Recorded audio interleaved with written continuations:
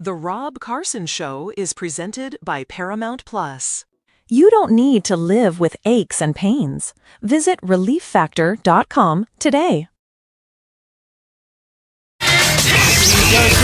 You are about to hear the most interesting, informative, thought-provoking, and funny show in America. On air and on the World Wide Web. This is the Rob Carson Show. And by the grace of God, it is finally Friday as we go to the Man of the Week. It's really focus on like serious, violent, sexual. Those three. If you like throw the book at those three, right, and throw the resources at those three, and then you show compassion and redemption for non-serious, non-sexual, non-violent, and believe that those folks, you know, have a pathway into our community. I think you can get it right. That's Eric Swalwell. He might be going to the Stony Lonesome. Here's Jim Gossett on the Rob Carson Show. It's Friday. Two girls that Swalwell groped before. They say there's 50, maybe more. Yeah, total crate.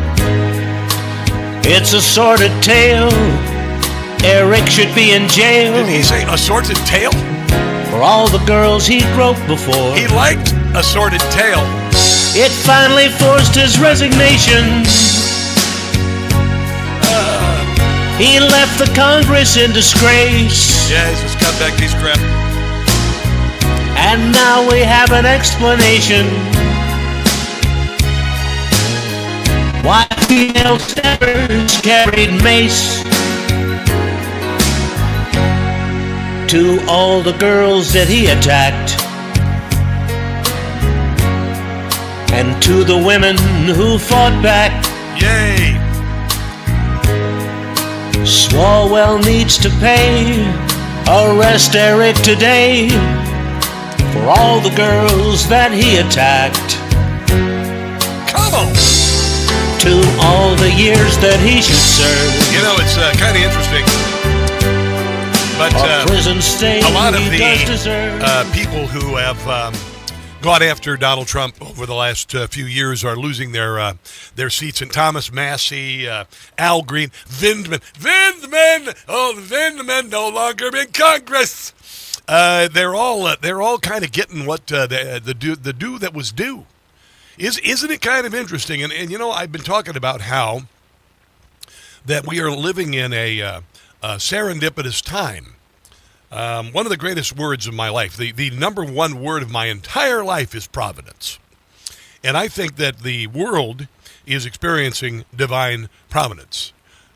For many years, we had the action of evil kind of taken over the world, taken over in places like, Europe, taking over in Venezuela, and even taking over in America. And I said that we are the equal and opposite reaction. You know, I'm a Catholic. I'm also someone who spends a lot of time talking about and examining the universe.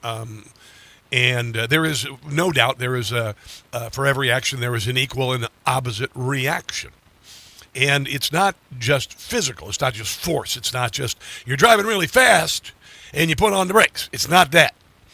It's karma. Okay, it is. It's real. It's real. It's good and evil. And for every action, there is an equal and opposite reaction, and we are the reaction. And payback is here. Payback is here. And we're going to be all over it. And people like Eric Swalwell is going to be going to jail. And hopefully very soon, a whole lot of other people are going to be going to jail. Tony Fauci is no longer a hero. He is a villain. The only people he is a hero to are people who have not done any research and don't care and didn't experience any loss because of a virus that he bought and paid for and created in a lab in China. So we are the reaction. We are the positive. I wrote something. Would you mind if I shared a message this morning that I wrote on social media? Yes, okay. You say yes. Okay, that's good. I can tell every one of you are like, oh yeah, Rob, go ahead and read that thing you did this morning on the social media because I think it's really cool. Here it is. And, you know, and I walked in front desk. It was a wonderful person working at the front desk. And I, you know, I'll come in like when I make guacamole. I'll go, you know what today is? Guacamole Friday. All right, guacamole Friday. So today I said, you know what today is? And she goes, is it guacamole Friday? I said, no. I said, it's a gift and an opportunity. And I've started doing something every day. And I hope you do too. The first thing I do when I open my eyes is thank God for getting me through the night and greeting a new day. There you go. All right. Today is, this is my tweet, my Facebook post, my Truth Social post, whatever. Today is a gift from now on. Every day I wake and thank God for bringing me through the night into the glory of another day. My mantra for my show is entertain, inform, and motivate people to do good. I have a battle in front of me, but I thank God for the strength to win it. I know the meaning of my life is to witness and inspire. It's to use my abilities to bring laughter and joy to others. The last few weeks have shown me I am part of a massive army for good here. You and me, I'm looking at you right now, are fellow warriors. I'm not a general. I'm not an officer. I'm a warrior with you. We will help and pray for others in need. We will greet the day with grace and thankfulness. If you are suffering, I pray God will heal you. If you are impoverished, I pray you will be given an opportunity. If you are alone, consider yourself no longer alone. We are all here for you. May God bless and keep you. Amen. Now, you want to hear something funny that happened to me on the work, and I'm not going to be proselytizing all through the show here. Don't worry about it. So I'm driving into work. The other day, I get my first prescription for my prostate cancer, in case you haven't heard. Okay, got a good prognosis. Got a battle ahead of us. We're going to kick it. So I go to the pharmacy, and the guy who gave me my prescription, his name's Amen. His name is Amen, right? Amen, A-Y-M-E-N. I'm like, Amen? Yeah, Amen. I said, well, Amen then. So I'm driving in, and I look ahead of me, and there's a truck, and it's a truck, and I think it's a construction company. And you know what the name of the construction company is? I'm going to show you this on the camera if you're streaming. Risen. R-I-S-E-N. How about that? Oh, Rob, that's just coincidence. Okay, you can believe that, but I choose to not do it that way. But there you go. You want to hear something that made me smile today? Good afternoon. I heard you missed me. That made me smile. Melania Trump saying this made me smile. Good afternoon. I heard you missed me. Here I am. That is just... That woman has so much grace. That woman is so remarkable. And she is... This is glorious. She's championing fostering kids. That's what she's doing. Fostering children. There are so many kids who are in the foster program, and they age out of foster at 18 years old, and they enter the world with no one. With no family to go home for Thanksgiving, no family to go. Can you imagine? I've been a big fan of fostering and adoption. My mother used to foster children. I was one of them. Actually, she got me right at birth. My mother gave me up at the hospital. But she fostered children. And what amazing a gift it is. I wish I had an intact marriage, because I would consider fostering kids right now. But, I'll be a big brother. I'll be a big brother, big sister. Do you know there's a big race this weekend? There is an Indy race, well, like an Indy race. It's a Formula One race in Washington, D.C. I'm trying to figure out how to get down there. This is going to be unbelievable. And this is, listen, 1 million people is what they're saying. Democrats have been absolute pills for the last 10 years. The 9 governors not decide they wanted to be part of the national state fair. So you know what I said? We're going to have the party, and you can stay home.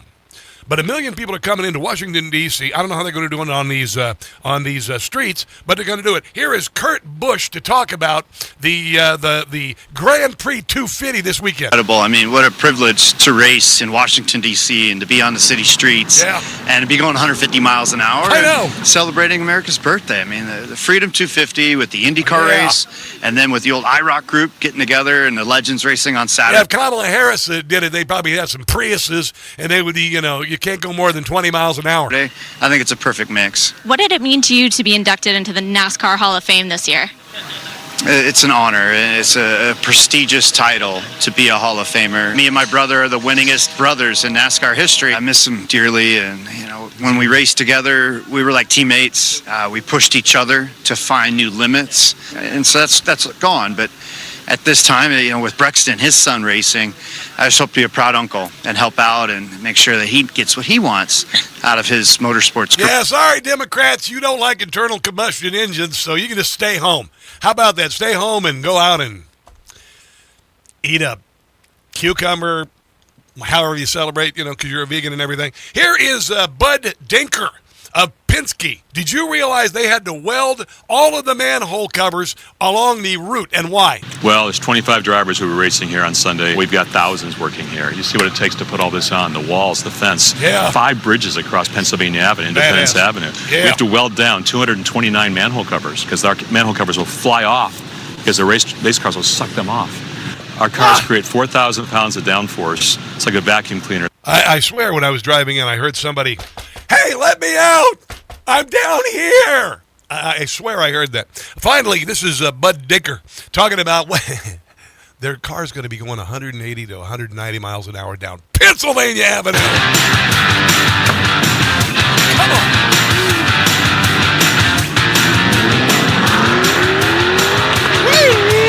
Okay, so here we go. What lap are we on here? We're on the first lap here of the race. Oh my God.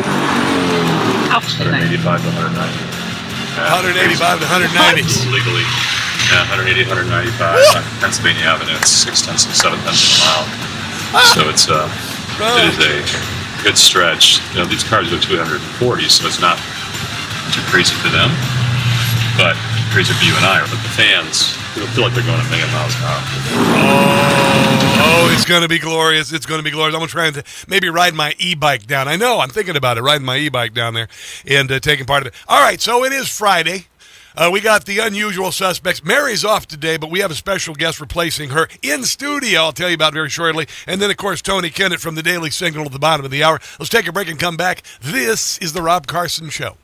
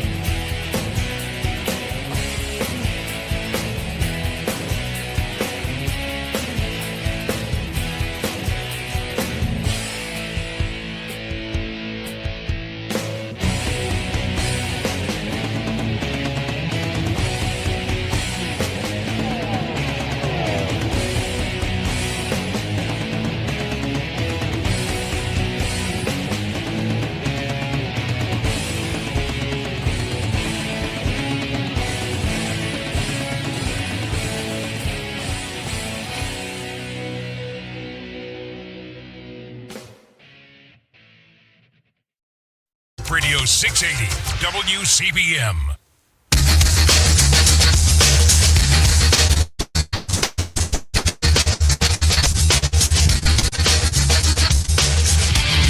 The Rob Carson Show podcast is everywhere. Go to newsmax.com/listen for details. Good afternoon.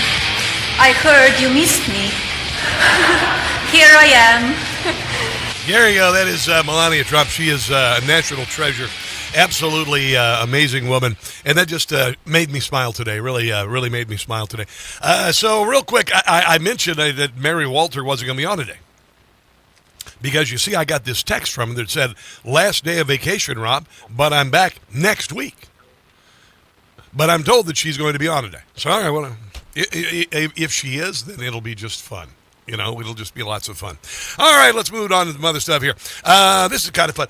Florida's Democrat Socialist of America Senate candidate Angie Nixon running on a platform of abolishing immigration and customs, finding a swift path to citizenship for illegal aliens, halting mass incarceration, implementing universal health care. You know, the left has been the moist dream of the class of 1968 for a very long time, and we voted it down every single time with the exception of Obamacare that we had crammed down our throats. And then Judge Roberts, of course, made it law, and it ended up like 30% of fake people on it and literally trillions of dollars of fraud. And you couldn't keep your doctor. So there's that. So here her website says that she's going to fight for working families guarantee, free programs, Medicare for all, free childcare, free paid family and sick leave, national rent freeze, moratorium on evictions. Well, you see it get evicted if you can't pay the rent, you know. And a universal jobs program. There you go. That's what FDR did. You go out and dig that hole and then fill it back in again. Forever. That's your job. Free at the point of service with no premium, no deductible, no no surprise bills, reproductive care, which of course means killing the baby in the mommy's womb. Can be on pre-K. Okay, great, whatever. A socialist policy with high favorability, as well as universal child care, cradle to career public education, which obviously public education has failed our students since the Department of Education was established. She said that there need to be millions of new affordable units built nationwide. So she wants to expand public housing, which is always a crap show every single time. This is Jesse Waters. And what caused this nonsense in the Democrat Party, and what caused this Democrat Socialist of America movement, which, by the way, is dying. I said yesterday, it's got a flat tire. It just crashed into the wall at a NASCAR race and is spinning into the infield. And the reason why this has happened and the reason why the Democrat Party is cleaving in two is this. Democratic socialism is no longer just a polling phenomenon. It is in the real world. We are seeing actual candidates winning primaries. So this is not just a Northeast phenomenon in terms of these DSA candidates who are winning primaries. Yes, they are primarily in urban areas, but they are happening across the map. The machines lost total control, and here's the reason why. They spent years fighting Trump instead of fighting for Americans. You know, every issue we care about, the cost of living, quality of life, they dismissed it. And they pushed hoaxes and impeachments. And now they're paying the price. Because all the impeachment crusaders are getting slaughtered. Vindman, Goldman, Shree, Al Green, Swalwell. Soon it'll be Schumer and Hakeem. They were so fixated on torching Trump, they let the Bernie bros slip right in the back door. 100%. That's what happened. They opened a Trojan horse. And they allowed the bear into the big tent. And now the big tent's going to kick everybody's butt. This is Katie Zachariah. She had some really interesting comments on what happened in Florida the other night with this nutbag named Nixon. Hold on, here she is. She looks lovely, by the way. Now, Katie, those were some strong words she had for Ashley Moody there. So even though Nixon won, I mean, she's got her work cut out for her going up against Moody. So what do you think is going to happen here? Well, first, I loved watching Alex Vindman get defeated by an extreme socialist. And Alex Vindman! Just by a small margin. 12 points, she beat him. That's my new favorite pronunciation. The other one is Tim Lutz. In Florida, in the state of Florida, I think the Democrats are going to rue the day that they put up up Angie Nixon as their candidate because now we get to, as the Republicans, spread money out in Alaska, Maine, Ohio, our big contested races, because this isn't even a tight race. And Angie Nixon, they don't realize the Venezuelan people who have fled Venezuela, the Cubans who have fled Cuba, don't want communism. Yeah, and they also like God down there because, communists don't believe in God. So there's that. Here's Angie Nixon to show you what a wonderful person she is. Right after Charlie Kirk got murdered, and she said this. Our chains are anti-Semitism. Her chains are, she's got chains, I guess. I don't know, it's around her neck. I don't know. Yeah, it's gold, I guess, or something. Which is something that Charlie Kirk stood for. Our chains are... No, he didn't. That's an absolute lie. Racism, which is something that Charlie Kirk stood for. No, he was not a racist. You are absolutely wrong, and those are slanderous things you're saying there. Our chains are attacks on the Muslim community. No, not at all. We have never attacked the Muslim community, just radical Islam. Which is something that Charlie Kirk stood for.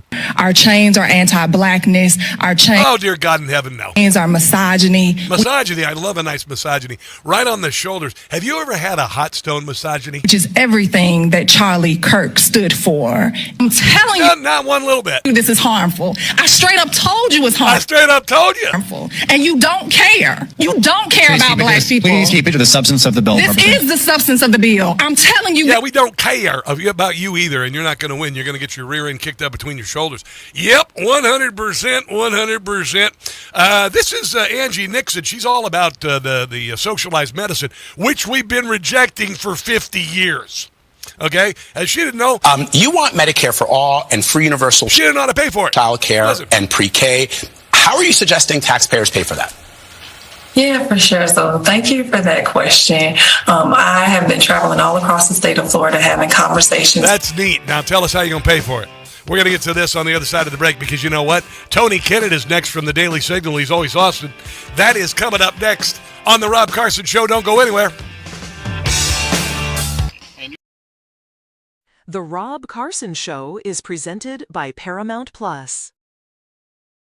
This isn't the end of a fight. It's the start of one. Lioness, the critically acclaimed original series from Taylor Sheridan, returns August 2nd only on Paramount Plus. It's the new season. Hidden networks, foreign operatives, and personal betrayals collide while Joe walks the line between duty and family. Don't miss Lioness, starring Zoe Saldana, Michael Kelly, with Morgan Freeman and Nicole Kidman. Now streaming on Paramount Plus.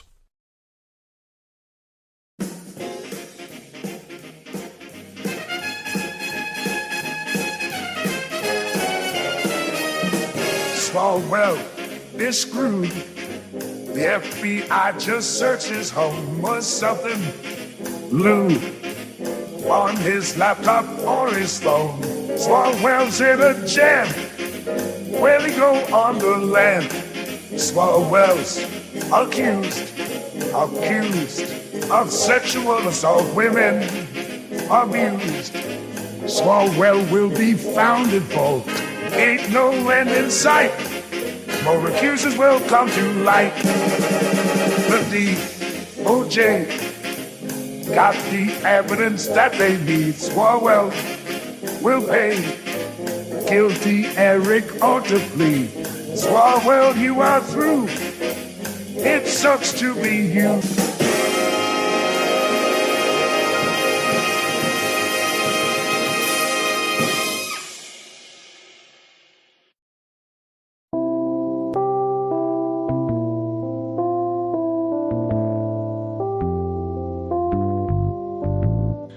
Kim Jong-un, missiles he just fired. Kim Jong-un, of you we're getting tired. Trump offered to sit down with you and make a new deal. But then you fired missiles toward Japan. Kim Jong, are you for real? Tell me, are you for real? Kim Jong-un, madman of North Korea. Kim Jong-un, hair supply by Chia.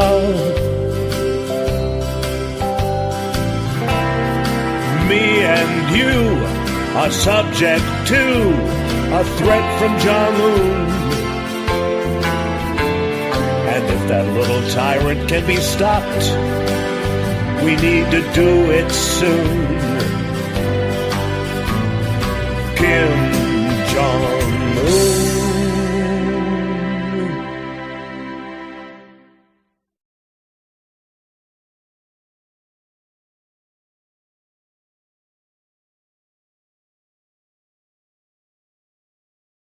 Hey guys, it's Carson. You know, when it comes to supplements, two things matter most. A, that it works, and B, that you can trust it. We hear from people every single day whose lives have changed, including mine, and we'd like you to hear a few of their stories. Chris has spent years of doing physical work, leaving his feet sore at the end of the day. After starting Relief Factor, he felt so good, he did something he'd never done before. He ran a half marathon. Now he tells all his friends about Relief Factor.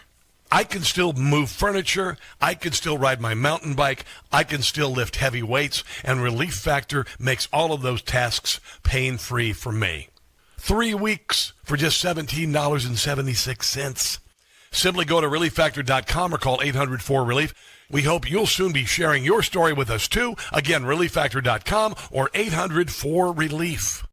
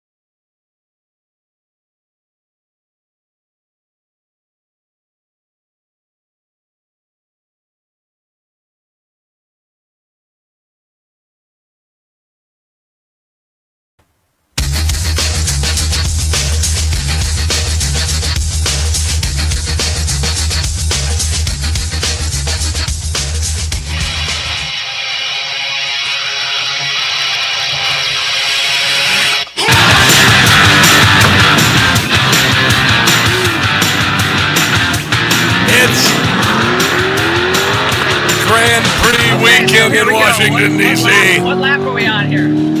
Yeah, baby. No EVs in this race. I'll tell you what.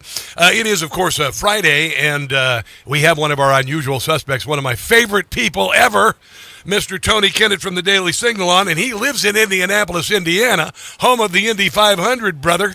And we got some Grand Prix racing this weekend in D.C. That's right. I'm thrilled. Excited. Very on the level. Kind of a Grand Prix. I'm all for it. Yeah, could you imagine if Kamala Harris were the president? They'd be like having Priuses, and they'd go by and just go shoom, shoom at a top speed of about 30 miles an hour. That would be what happened. But what we got here is we got testosterone. Have you ever been to the Indy 500, by the way? I have. And it may be a strange way here. I'm not the world's biggest IndyCar fan that's ever lived. However, I do go. I have gone to the Indy 500 a couple of times. I've enjoyed it in the stands. I've enjoyed it in kind of the box before. This last year, I was on with Fox and Friends the right before the big day, kind of talking to the crew. Oh yeah, it was great. Wow! And this DC one, I was really excited. I was hoping to come to the 250, the big National Mall Grand Prix. Just didn't happen this year, but I'm going to be watching. Man, I'm excited. Yes, it is like having a swarm of F-15s fly by or F-16s. It's that loud. Somebody asked me this morning, I'm going down and I got seats and all this. I said, are you going to bring earplugs?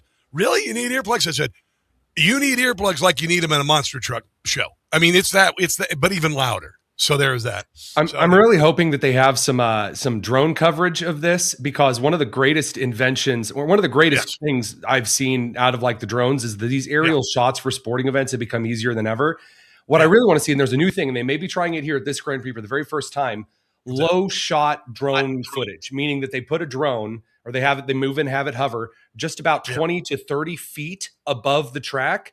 They have to have it. It's got to be a very specific kind of drone though, because that gale force created by those cars flying under them. Yeah, we might try it this time. And you can't obviously have a drone crash onto the tracks, but they may try it for the very first time. And we could have some shots that have never been seen in sporting before with this. And did you know that they have to weld the manhole covers down because the draft under the car is 4,000 pounds? And I was saying earlier that when I was driving into work this morning, I heard, "Let me out!" And I'm like, I think they might have sealed somebody in. I'm kind of concerned. I would go and tap on them, just give them a little hammer tap. Muriel Bowser, she's always wanted to be a sewer rat with the crime in Washington, and somehow she just got locked under one of those manhole covers. Quite terrible. Wait a minute, hold on. Is Muriel under there? Bring the welder. Let's weld it a little bit more. I'm hearing her knock for the first time. So did you hear about this? This is unbelievable. The Penn State cocaine ring? Yeah. What, you don't like a good Penn State cocaine ring? I swear to God, these guys, they were, this was possibly millions of dollars over the years operation. And I posted yesterday on Facebook, still more entrepreneurial than any DSA member, Very true. Very, very true. Also, I'm a little disappointed in the University of Pennsylvania here, because at least UPenn's an Ivy League school. Cocaine's supposed to be like a, kind of like an Ivy League kind of thing. For actual Penn State, I thought it would at least just be like crack or heroin or something. I mean, this is aptitude, Rob. You would think where I went to school, it would be meth. It would be meth, and the fraternity house is a trailer. Yeah, I was gonna say in Indiana University, we sprinkle in limestone dust along with the crystalline to get that better powder. It's kind of interesting. These kids with a Delta Epsilon and Sigma Chi fraternity, what they did. Can you imagine? And I never pledged a fraternity. I remember when I was in college, they used to do the hazing, and the frats, the guys who were being hazed would want to hide so they could get some sleep. I know. I've always thought that was just really stupid. Oh, I was a frat president, so I'm sorry, buddy. Which one were you? Which one? Omega Delta Pi. It's a smaller fraternity, but up in like the northern plain United States. Yep. And we did some hazing as well. I have one of the paddles. That's right. But one of the things, I have one of those, but I was never a fraternity for something completely else. It's completely different. Just let's leave it alone. Just leave it alone. Hanging in my bedroom. That said, they were making the pledges package the cocaine for sale. So they were like cutting the cocaine and then they were bagging it. I guess I don't know. I've never done cocaine in my life. You do something with a razor blade and either on a mirror or do you use the money to roll it, that kind of thing. So I will say this, to be fair, when you think about the cartel footage, like where they have like a bunch of people and they're in some dusty room in South America and they're all in their underwear, maybe it looks a little attractive. You're thinking, hey, I'm really looking for some action in college. Yeah. Maybe I will get to wear underwear next to the Latina baddie that's, making the cocaine. Guys, that's not what happened. It was a sweatshop and they got busted. Come on now. Yeah, it's true. And by the way, the accused, Agostino Abbiatello and Thomas Robinson. Do you see the guy? He looks like a nice Jewish boy. Could you imagine him saying, "Say hello to my little friend"? Did you see one of the comments called him Pablo Pledge Scabar? Yes. Oh my God. I mean, honestly, really dumb, really dumb. Yeah. But as dumb, and I don't think these pledges should be punished, okay? Because they're just young and stupid, and they want. But honestly. What kind of judgment are you lacking when your pledge makes one of your hazing rituals to package their cocaine they're trafficking? You might want to rethink that fraternity. With how some of those kids are probably doing an intro to chemistry, I mean, all I'm saying is this at least counts as an extracurricular. That is absolutely true. I got some sound bites I want to play off you, man. Here is soundbite number 1. Jill Biden talking about her husband when he collapsed during that debate. You don't have a gut instinct on what was that moment. No, I mean, there's all kinds of theories. He had been traveling. I know he was tired. He didn't feel well that day when I saw him. But there was nothing definitive that I could point to. And I had been on the road for 2 weeks up until that moment. So I wasn't with him. I didn't see him days before, weeks before. I saw him maybe 1 hour before. Mm-hmm. And there's no way anyone could have, God forbid, laced his drink or something. Who knows? Mm-hmm. Right? Oh, maybe he accidentally drank a drink that Hunter Biden had roofied for some woman. Laced his drink. What? My prune juice, spike. I mean, no. I think they laced it with this. There's a drug that it's called dementia drug, and apparently might have overdosed on this. That's a new one.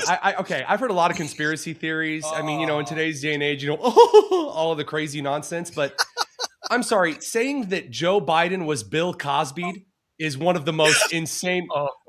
Kids, she said she had a stroke. She said she had a here. Have Mr. Biden here. Have a drink of this, or have a taste of this Jello pudding. Now, Theo, did you put the cup in front of Joe Biden? Somebody ate my roofied Jello pudding. Oh my gosh, they should not have let us on the air together, dude. I know, but here's the thing. She said he had a stroke last month. What the hell?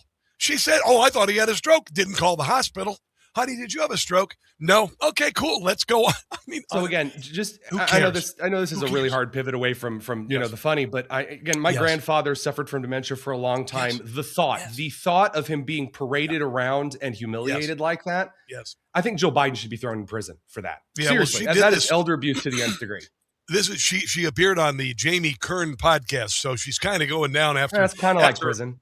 After her book was #1 on the bestseller list for a week because, of course, a lot of NGOs bought the copies. Listen, I got much more. I've even got some cooler sound bites for the one and only Tony Kinnett, who, by the way, we are seeing streaming once again for all of you to see his handsome face in his awesome studio. Let's take a break and come back. This is the Rob Carson Show.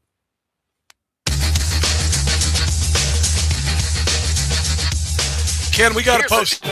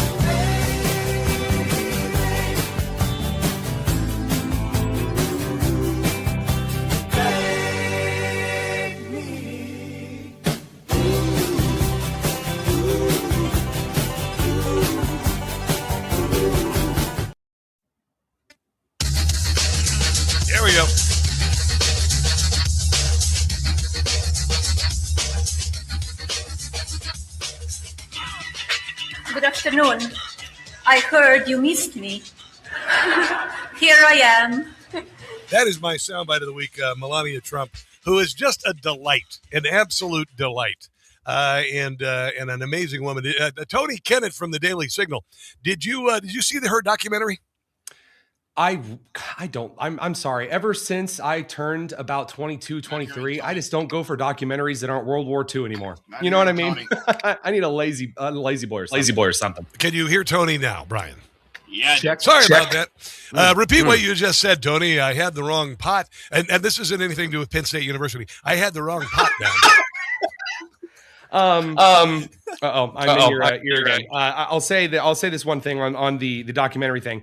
Yes. Ever since I hit about 22, 23, I need a lazy boy, and then it's only for like World War II documentaries. Gotcha. Like so I'm not much of like a person documentary thing. I heard the Michael Jackson one's good, but what's this about this other doc? It's actually really good. It's emotional. It's beautiful. It shows her story, and she's not bad to look at either. I'll just mention that. I don't know if you noticed it. Well. Is it as good as Young Washington? Because that was incredible. I haven't seen Young Washington. I've got, maybe I'll see it this weekend. But I'll just be honest. When I'm at home, I don't have a lazy boy. But Victor Davis Hanson of the Daily Signal. I watch mentor and friend. And you and Stephen Turley. You guys are my three favorites, man. And you even brought up this guy running for Secretary of Agriculture in Iowa who said that farmers are lazy and rich. I still can't fathom. Well, I mean, first of all, to be clear here, I don't care if this is all smarmy and whatever. There is a genuine treat getting to kind of work in this industry and meet the people that you do. And honestly, you and Victor Davis Hanson are two dear friends. And I mean, you have somehow made me pay attention to politics in Iowa, Rob. What on God's green earth have you done to me? Well, the next time I'm in Indianapolis, we're gonna break a pork tenderloin sandwich together. By God, that's what we're gonna do. I've got a couple other sound bites I want to play here. Here's one of my other favorite sound bites of the week. This is Abdul El-Sayed, Simsalabim Mohammed. I am Arab. I'm also African. My family immigrated to this country from Egypt. I'm proud of my African heritage. And when people try to divide us based on identity or ethnicity, sometimes we miss the nuances that make us whole and that make us human. He's appealing to African Americans, forgetting that Egypt enslaved. No. He didn't appeal to African Americans here. His words were precise, my dear friend. He said, when the reporter asked him, and it was really faint, there are black people in Michigan who say, because you're an Arab, that you hate black people. Which, boy, for a reporter to say that like all black people are saying this, wow, what a question. And he responds, well, hey, I'm African. And then the next day, which is what that sound bite's from, he then doubles down. He's like, well, when I said that I'm African, because everyone's like, what? You're what? He's like, well, I'm Egyptian. That's the same thing. I can't. You know who the Egyptians replaced the Jews with after they went across the river there, or the sea, and it was parted and all that? Sub-Saharan Africans. Did you know that? Yeah, the Egyptians enslaved black people from Sub-Saharan Africa for centuries. Did you know that although Korea is the nation, or the people with the longest history of slavery, a 1,500-year chain of unbroken slavery, number two is Egypt. Yeah. Yeah. So I mean, I just can't believe it's like, remember Pete Buttigieg drinking the 40 in the paper bag? Oh, to try to appeal to black people. Oh my God. He poured it out for his homies. It's like, yes, exactly. Steve Buscemi on Third Rock coming in. How do you do, fellow homies? Yes, unbelievable. I'm African American. Oh yeah, your people enslaved our people for. I mean, even worse. There were colonies, there was never slavery. But Egypt, we slaved the hell out of black people for. I agree with Jellyfish Hunter over in the Facebook comments for the Rob Carson show here. I think they're pretty on the money. That Elon Musk is more African than Abdul El-Sayed. I think that's. Oh, yes, I think I am actually. Listen, honestly, if you look at what authentically, there are a lot of things that people will say are a part of the black experience in America. All right, if you were a slave, you worked in the fields. I started working in the fields when I was 10 years old, and I didn't get paid. I did not get paid. So, but at least that gives me a little closer than Abdul El-Sayed Dama Ding Dong. Very, very cultural. This, by the way, is the head of the free supermarkets in Zoran Mandami's New York. Now, here's the problem. So they're going to build these supermarkets. One of them altogether is going to cost $60 million. So it's a $60 million hole they'll never get out of. Sure. You can build an Aldi for like $10 million and some pocket change. Oh, go on. Less than that. You go into an old Halloween Express. You go into an old Halloween Express, one of those buildings. It's Halloween Express 1 year, then it's vacant. You could make an Aldi out of that for a couple million Dollar dollars. General opened up a store in a shed in my backyard. I woke up one morning, it was there. I love it. Well, here she is. What they're going to have to do is because they're going to offer these groceries, they're going to have to subsidize all the other grocery stores. I think we're, as an agency looking at a number of different complementary, policies and programs, grants, incentives that can come alongside these grocery stores to support other, local independent businesses that are in the neighborhoods. We're going to continue to listen and we're going to continue to engage. And it'll be, That means you don't have a plan, and they're going to pay grocery stores more money because the government grocery store is going to undercut. This is a Charlie Foxtrot. I mean, my God. So this is the plan, all right? So you're going to take a bunch of people who have, through either land ownership or through running a store, they are now being screwed out of their businesses, and then they're going to leave town, so you're going to have less people to tax, just so that you can have less money to throw at these government grocery stores. I know. Listen, we've got to wrap things up on that note. Real quick, Tony Kinnett, tell us where people can catch your glorious podcast. YouTube.com/Daily Signal. We'll see you there, folks. All right, let's take a break and come back. This is the Rob Carson Show. I just noticed the time. Hi, guys. What's up? Flustercluck. Yeah, you're right. Hello, Whiskey Tango Foxtrot. Auto Cannon. Did you notice that Tony acknowledged one of you guys on the chat? That was kind of cool, huh? Tony Kinnett cast. That's the spirit. Hi, Tony. You just wrote us there. Marlene, hello, Jamie Billett. Hello, Fannie Mae or not. Make America great always. Frank Martyr. Hey, lady, what's happening? Are you here trying to pick somebody up? Glad to have you there. Rob, I just wanted to say you're a really good guy, and your comments. Stand roll every day for a Christian is a miracle given by Jesus Christ. You are right, my brother. Arizona here. Good morning, Chris Schwab. Terry Colbert. Damn it, Jim, she's a wife, not a doctor. Rob, you're so funny, Miriam. Thank you, Miriam. I appreciate you. Hold on, I got something to talk about here. Hold on one second.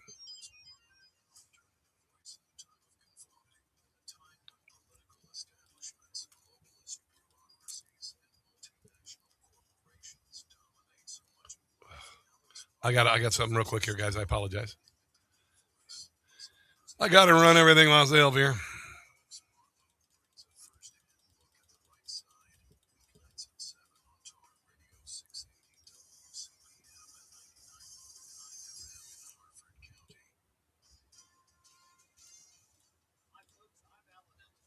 All right, here we go.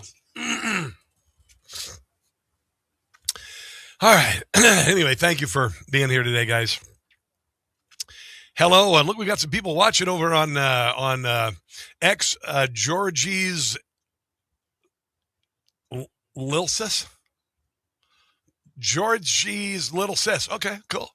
And Green Swarm Chemister. Okay, yeah, whatever. I don't know what you. That's spam. Bye. Here we go. I'm at 250 here. Got to rejoin. Yep. Who would not want voter ID? Only somebody that wants to cheat. I am Arab. I'm also African. My family immigrated to this country from Egypt. I'm proud of my African heritage. And when people try to divide us based on identity or ethnicity, sometimes we miss the nuances that make us whole and that make us human. That's what the Democrat Party does. They ethnicity, race, sex, everything. This is Jim Gossett singing about the man who will never be a senator. On the Rob Carson Show, yeah. Michigan's going for Mike. Abdul El-Sayed, they don't like. No, they do not. They will tell him to take a hike. They won't be voting for Abdul. Nah, you're a fool, Abdul. Sim Salabim, El Jabbar. Abdul is a radical with socialist views. That is why he is gonna lose. Says 9/11 was America's fault. It brought his campaign to a screeching halt. Hey! Michigan, he can never fool. No.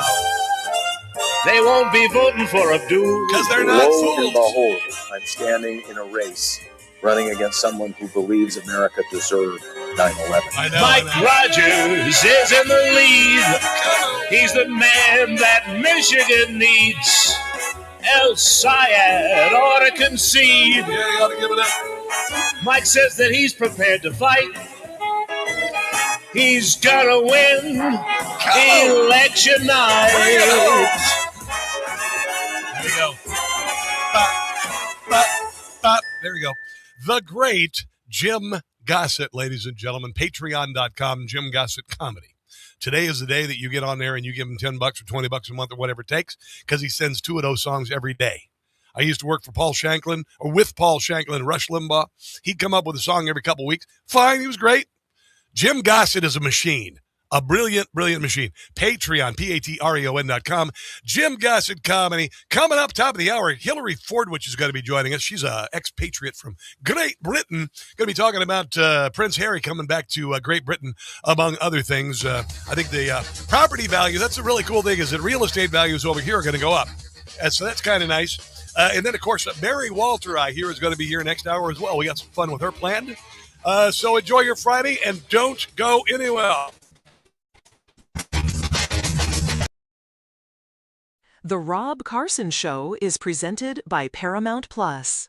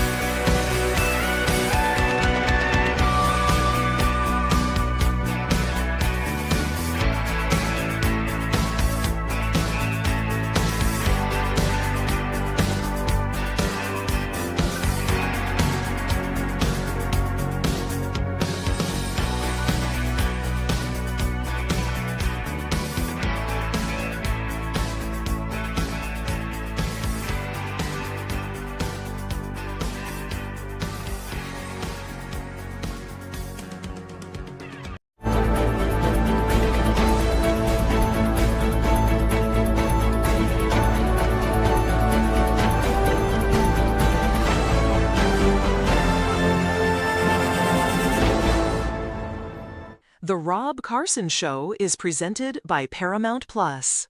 You don't need to live with aches and pains. Visit relieffactor.com today.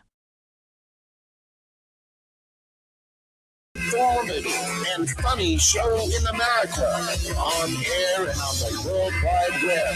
This is the Rob Carson Show. This is the Rob Carson Show. By the grace of God, it is finally Friday, as I like to say.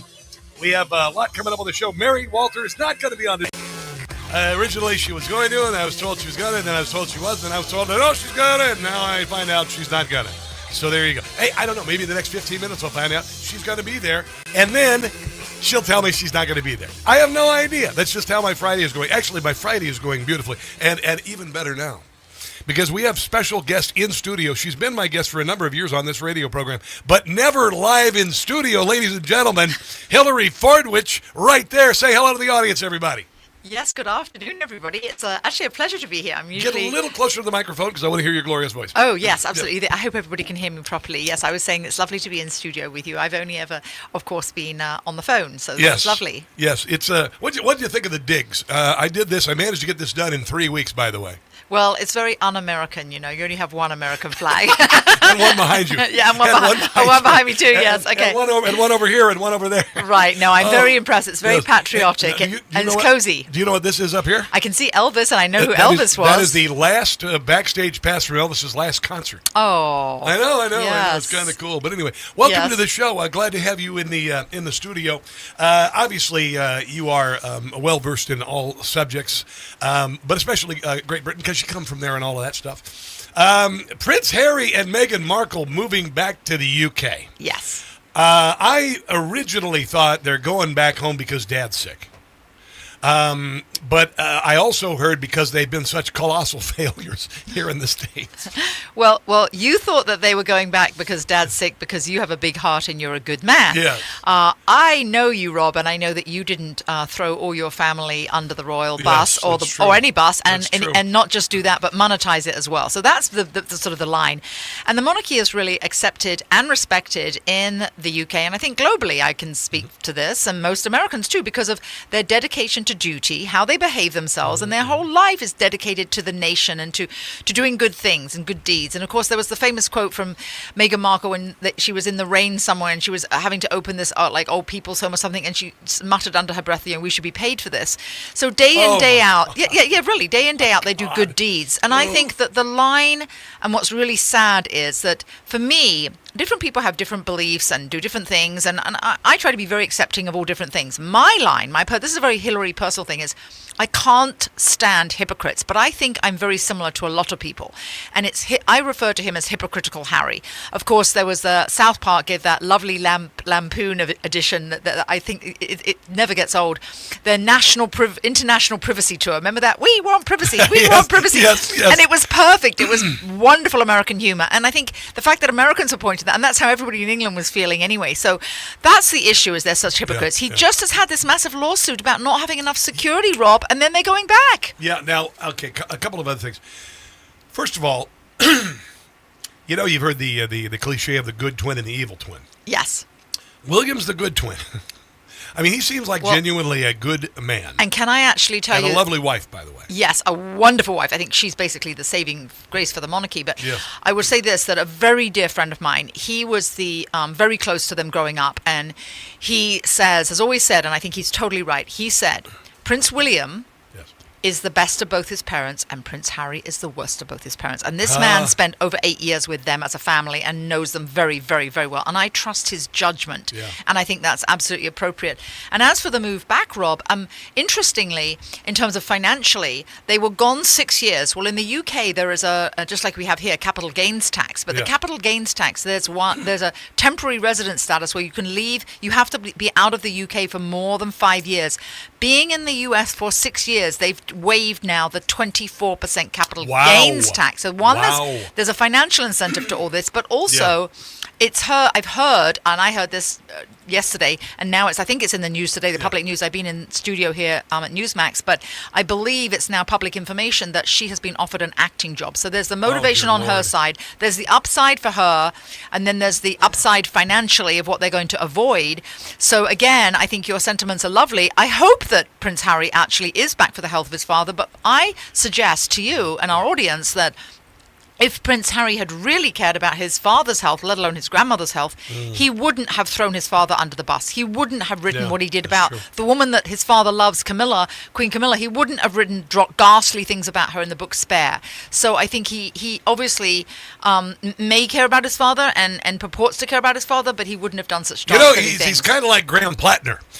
We knew about the Nazi tattoo, and we knew that he dressed up like a Nazi at a costume party earlier in his life. So we should have known at the Nazi costume. He was not good. They have that in common. Yeah. Yes. I want to ask you this question. Prince Harry and 6 others must pay initial $13 million over failed invasion of privacy. What's this all about? This was the lawsuit that he brought with others, including and not limited to Hugh Grant and a number of other celebrities, with regard to the invasion of privacy. And they had this private investigator who they basically actually pressured to testify on their behalf that there had been secret recordings, that he'd invaded their privacy of each of these celebrities, etc. Well, this private investigator, I believe his name is Burroughs, I forget his first name at the moment, but Edgar Rice? No, but he actually has confessed that he was supposed to be their star witness, and he confessed that he was pressured into testifying that way. So not only did they bring a frivolous lawsuit, they were pressuring a witness, and the judge has not taken kindly to this. Also, the UK is less of a litigious society than the US because the loser in court has to pay all court fees, which is a massive dissuader for anybody ever bringing a lawsuit. Yeah, those powdered wigs are expensive. Yes, they are, Rob. And so this is going to be basically Prince Harry and the other cohorts, including Hugh Grant, have to come up with these millions to pay all these court fees. Have you ever seen A Fish Called Wanda? Yes, I did years ago. Gosh, we should watch that one weekend because it is really a fantastic play of the court system in Great Britain. That was gosh, I can't remember much about it, but I remember it was good. It is one of the funniest movies ever made. Jamie Lee Curtis and John Cleese. And Kevin Cleese is wonderful. Kevin Kline. It is one of the best movies ever. Will you do me one favor? Will you pronounce this word again, please? Okay. Privacy? No, say it the way you say it. Oh, privacy. I love the way you say privacy. Well, you know what it is I've been here so long that some things I say in American and some things I say in English. What do you call a grocery? Will you still call a grocery cart a trolley? Well, I call it a cart because I live in America. Actually, I have to say this. I've also golfed in France. And, I think that one of the funnier things is, speaking of golf, they call a golf cart a chariot. And I always say, when I think of a chariot, I think of Romans galloping around the corner. A chariot?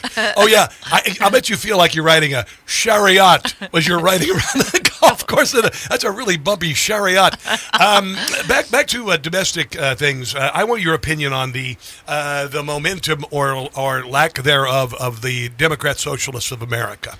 What do you think? With regard to Democratic Socialists of America, number one, they should remember what Margaret Thatcher said. The problem with socialism is you run out of spending other people's money. Number two, there's no such thing as a... Number three, people keep sort of pointing to young people, blaming young people. They're all so silly. But don't forget, right now, I think this is very important to be prescient about, that Governor DeSantis in 2024 signed into law, and it's just beginning to take effect now, that the curriculums in Florida will include all the lessons of failed communism and socialism. Yes. So young people, I don't blame young people for wanting, like if somebody said to me, there's going to be free Christmas, you're going to get free this, Hillary, and free that, and free that. If I didn't realize, and I didn't know my history, and if I wasn't well read, and if I hadn't experienced England, before Margaret Thatcher, I think I might be gullible enough to believe this. So the problem is, it's our educational system, Rob. Yes. These young people, they believe what their teachers have said, and our educational system has been so left-leaning. And I blame lower education, but also higher education. People have paid to be indoctrinated. And I'll just give one concrete example. Yes. I was a single mother. I put my kids through school, and I paid for my elder son, and he went to, and I won't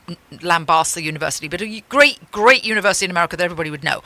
At the graduation, here am I, a single mom, The graduation commencement speaker, she got up and she was banging on and on about how terrible money is and just making money is terrible. And his school at the time, this was many, many years ago, cost me $57,000 after taxes. After taxes. So I had to make $115,000 every year just to pay for that. And I wanted to, it was all I could do, not to get up and scream at the top of my lungs, if money is so evil, can you please give me mine back? Yeah, and you know what? I will mention this. These kids, and you know, they're talking about bringing the interest rate for the student loans down to 2%. I don't agree with paying off these student loans, but I'm going to tell you right now, higher education should be the subject, these schools, of class action lawsuits. Because I heard one of these idiot DSA kids in LA the other day said she had $500,000 in student debt. What sort of institution, government lending institution, would sentence a kid to $500,000 worth of debt when they start out of college? That ruins their future. And I think there ought to be class action lawsuits to have these universities take this student debt on their own. Well, yes, I don't know how one goes about that, and I'm not a lawyer, but I will say I think that number sounds about right because my youngest son was $80,000 after taxes. So again, I know, mine too. I look at everything as before and after taxes. I used to say to my children, if something costs $20, it's actually mummy has to make $40 to buy it. Yes. But now back to the issue about the lawsuit. So again, I'm not a lawyer, and that's not my expertise, and I don't know how to go about that. But what I would say is there must be some law about, you know, false advertising, paying for something you don't get. So if you pay for an education that doesn't get you a job, yes, then maybe that's the angle, because they're actually training them for things that don't even exist. Well, the Trump administration is already passing that that universities must get rid of degrees unless they can prove that they will pay as a career, and I think that's a very fantastic. good move. Listen, Yes, we gotta run. We got to run. Glorious to have you in the studio for the very first time. Look at this camera right here, Hilary Fordwich, and tell everyone where they can find your glorious presence online. Oh, thank you. I'm always willing to deliver a keynote speech to any organization. I'm on LinkedIn, Hilary Fordwich. I'm on X also, and I look forward to being on with you again. And I have a YouTube channel and love being here. Thank you so much, You're the absolute best for having me. And smashing. I will mind your privacy. Okay, Thank smashing. You Thank you, Rob. Yes, thank you. Let's take a break and come back. This is the Rob Carson Show. That was fun.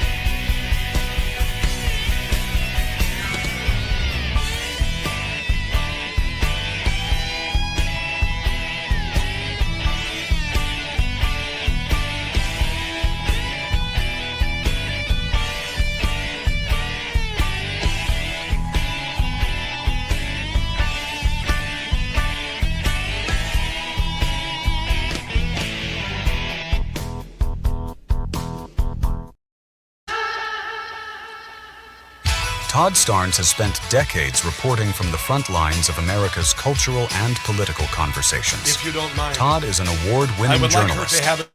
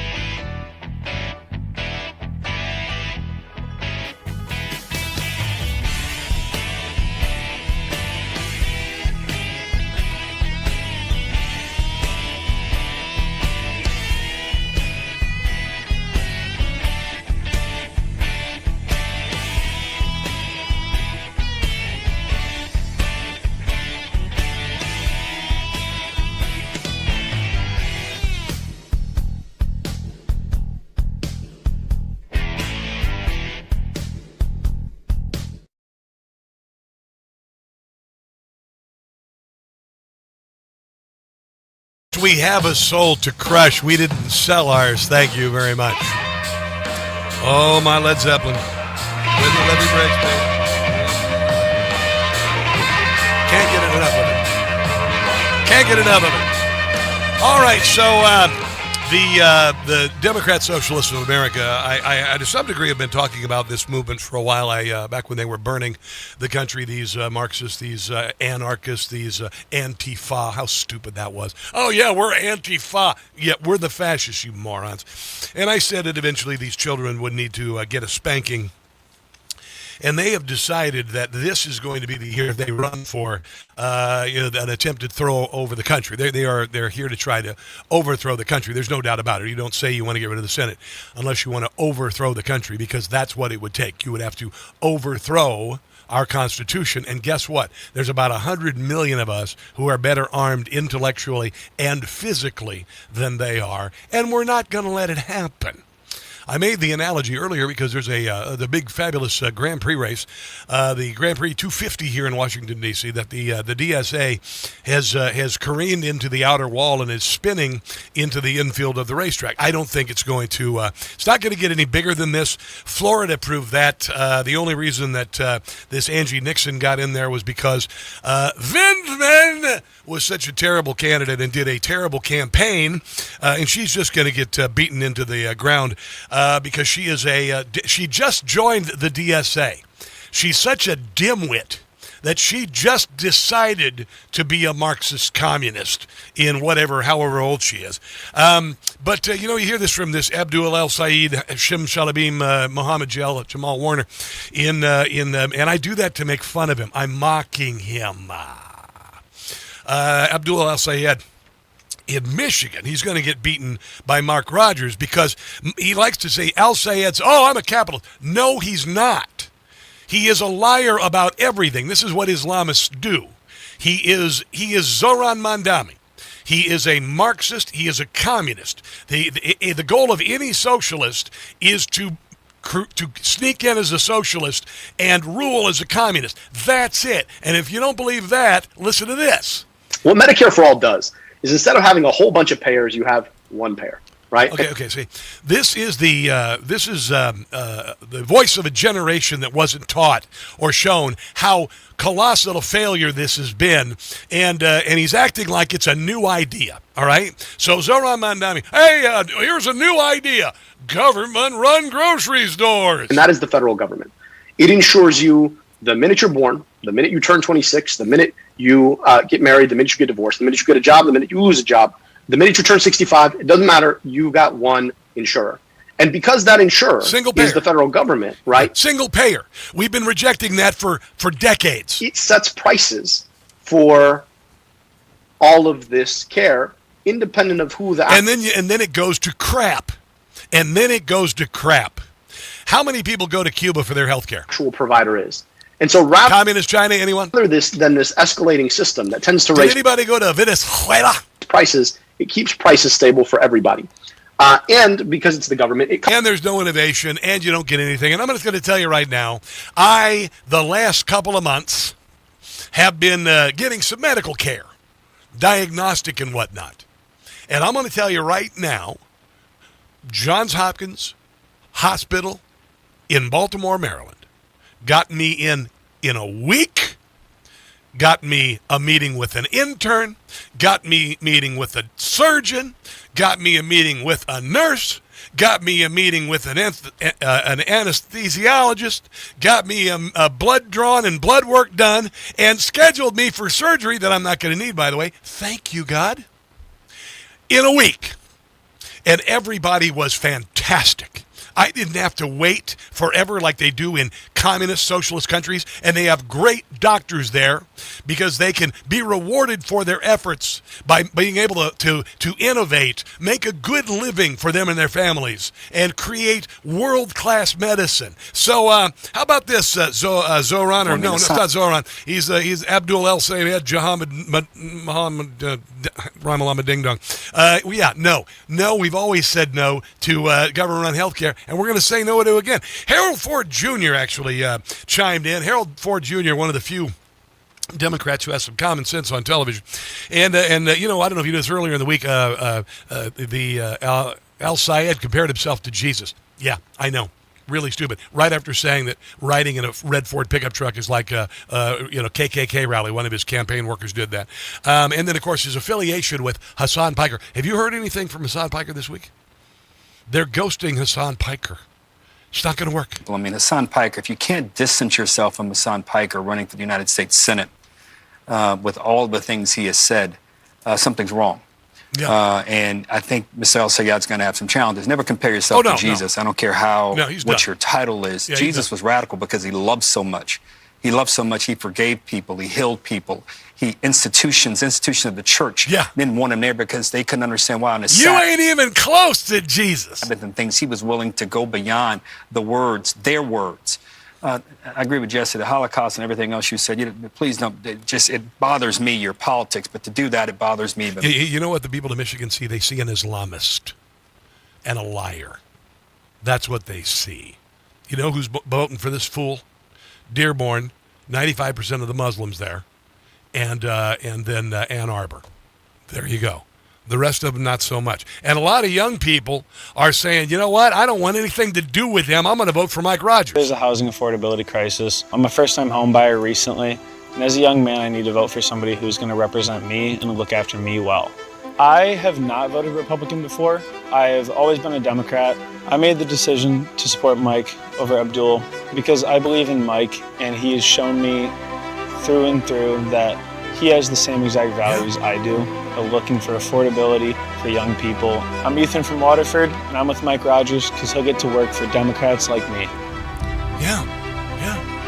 This is the moment I've been talking about, where 80% of us believed the country was headed in the wrong direction, and 80% of us came together to save her. They picked a really bad year to try this DSA bullcrap. The 250th year of our birth, the 25th anniversary of 9/11. Genius move. We are going to kick your rear ends up between your shoulders like they're field goal posts. Let's take a break and come back. This is the Rob Carson Show. The Rob Carson Show is presented by Paramount Plus. This isn't the end of a fight. It's the start of one. Lioness, the critically acclaimed original series from Taylor Sheridan, returns August 2nd only on Paramount Plus. It's the new season. Hidden networks, foreign operatives, and personal betrayals collide while Joe walks the line between duty and family. Don't miss Lioness, starring Zoe Saldana, Michael Kelly, with Morgan Freeman and Nicole Kidman. Now streaming on Paramount Plus.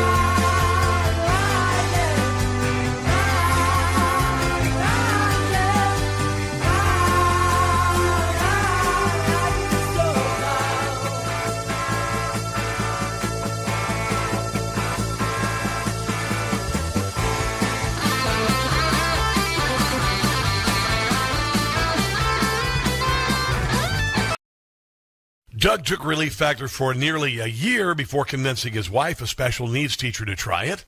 She had been using assistance just to move through the long hallway at school. Now she's back on her feet every day. Never had to leave the job she loves. I can attest to this. I ride my mountain bike every weekend from 30 to 50 miles. I lift weights, and I'm lifting heavier than I did when I was 30 without pain. People like Doug make it easy to find out if you'll be the next person telling us Relief Factor gave you what you love. 3 weeks for just $17.76. Simply go to relieffactor.com or call 800-4RELIEF. We hope you'll be sharing your story with us too. relieffactor.com or 1-800-4RELIEF.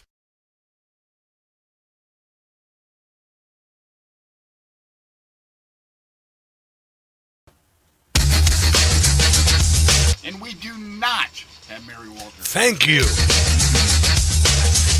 But we have Voodoo Child. Voodoo, baby, come on. Oh. Tom Morello, Voodoo Child. Come on. Woo! And now something much more screechy and awful. Peggy Flanagan. It means passing Medicare for all to make health care available and affordable once and for all. It means universal child care. Yeah. It means stopping ICE from terrorizing our communities, and it means fighting corruption. Wow, we've been rejecting single payer for decades now. They're unveiling it like, oh, hey, it's brand new. Look at this. Hold on. Hey, oh, hey, look at this shiny new package under the tree here. Let's open it up. Oh, it's full of crap. Oh, it's crap. It's the same crap. Oh, my God. They think they're going to win with this. We're going to keel haul them. All right? That's just it. We're going to. You know why? Because we're battle-hardened, we're not battle-weary. We know how important these midterms are. I get so tired of, oh, crap, you got to be scared. Scared, be scared. Oh, my God, scared. You know what? I'm tired of being ruled by fear in the Republican Party. We are the dominant party. We are united. We're not being divided by leftists. They tried to make it sound like the Tea Party movement was just like the DSL or DSA. No, it wasn't, you morons. The Tea Party was to unite us. The Tea Party existed to unite us behind the country as founded. They shredded the Tea Party. They destroyed the Tea Party because they feared the Tea Party. But MAGA survived all of it. Censorship, all of it. Surveillance, all of it. Going after Donald Trump to take him off the ballot, all of it. Raiding Mar-a-Lago, all of it. Impeaching him twice, all of it. 5 times assassinations attempts. And we only got stronger, and we are not getting weaker. We're getting stronger. Stronger than you can't even imagine how strong we are. Mike Rogers, he did a pretty cool, really a plea, but reaching out to Democrats, because, I believe that there are Democrats who love our country. I believe that there are Democrats maybe who don't like Donald Trump, but I don't think they're freaking insane like my friends who don't talk to me anymore. And I think this is brilliant on his part. Hold on one second. And it immediately clicked to something else. Hold on one second. I'll get it right here. Hold on one second. Here's Mike Rogers, ladies and gentlemen. To Democrat voters who feel their nominee doesn't represent them in their values, all hope is not lost. I'm not asking you to be a Republican. I'm asking you for the opportunity to earn your trust. Michigan deserves a senator who will sit down, whether you voted for me or not, will listen to you, will treat you with respect, will represent everybody. Yeah.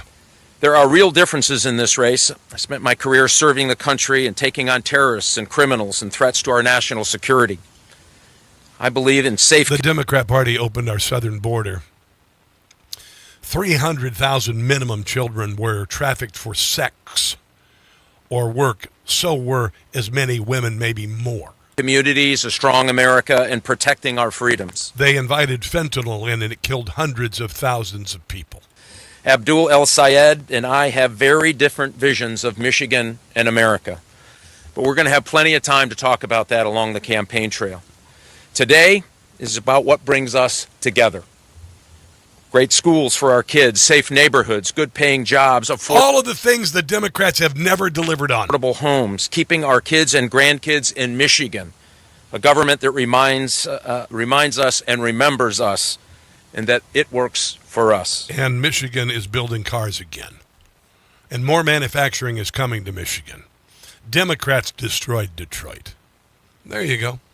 This is Ken Martin. Ken Martin is the chair, the head of the DNC. He's the guy they had to borrow money, and they put the DNC headquarters as collateral, right? And he says, are you ready? Are you ready? He says that, the Democrat Party is unified. First, thank you for having me on, Laura.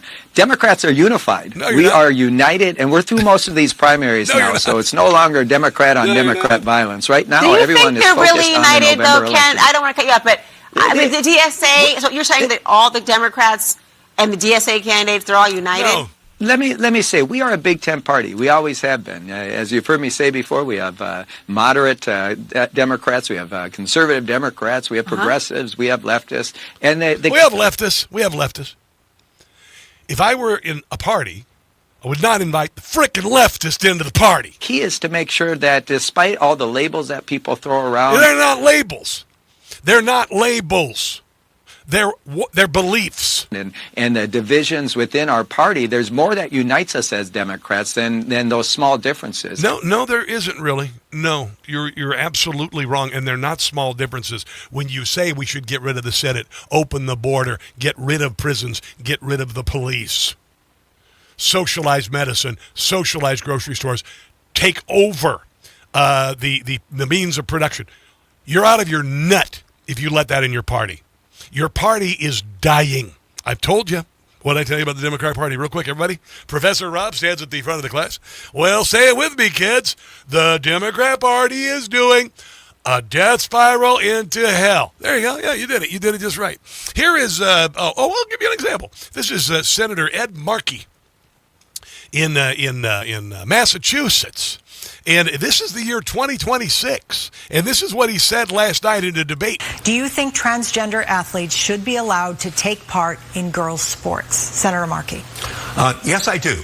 That is the law in Massachusetts. And I think it's the correct law. The United States Supreme Court just ruled 4 weeks ago that across the country that does not have state protections, that those kids lose their protections. So for me... Yeah, they're all down with that same stupid crap.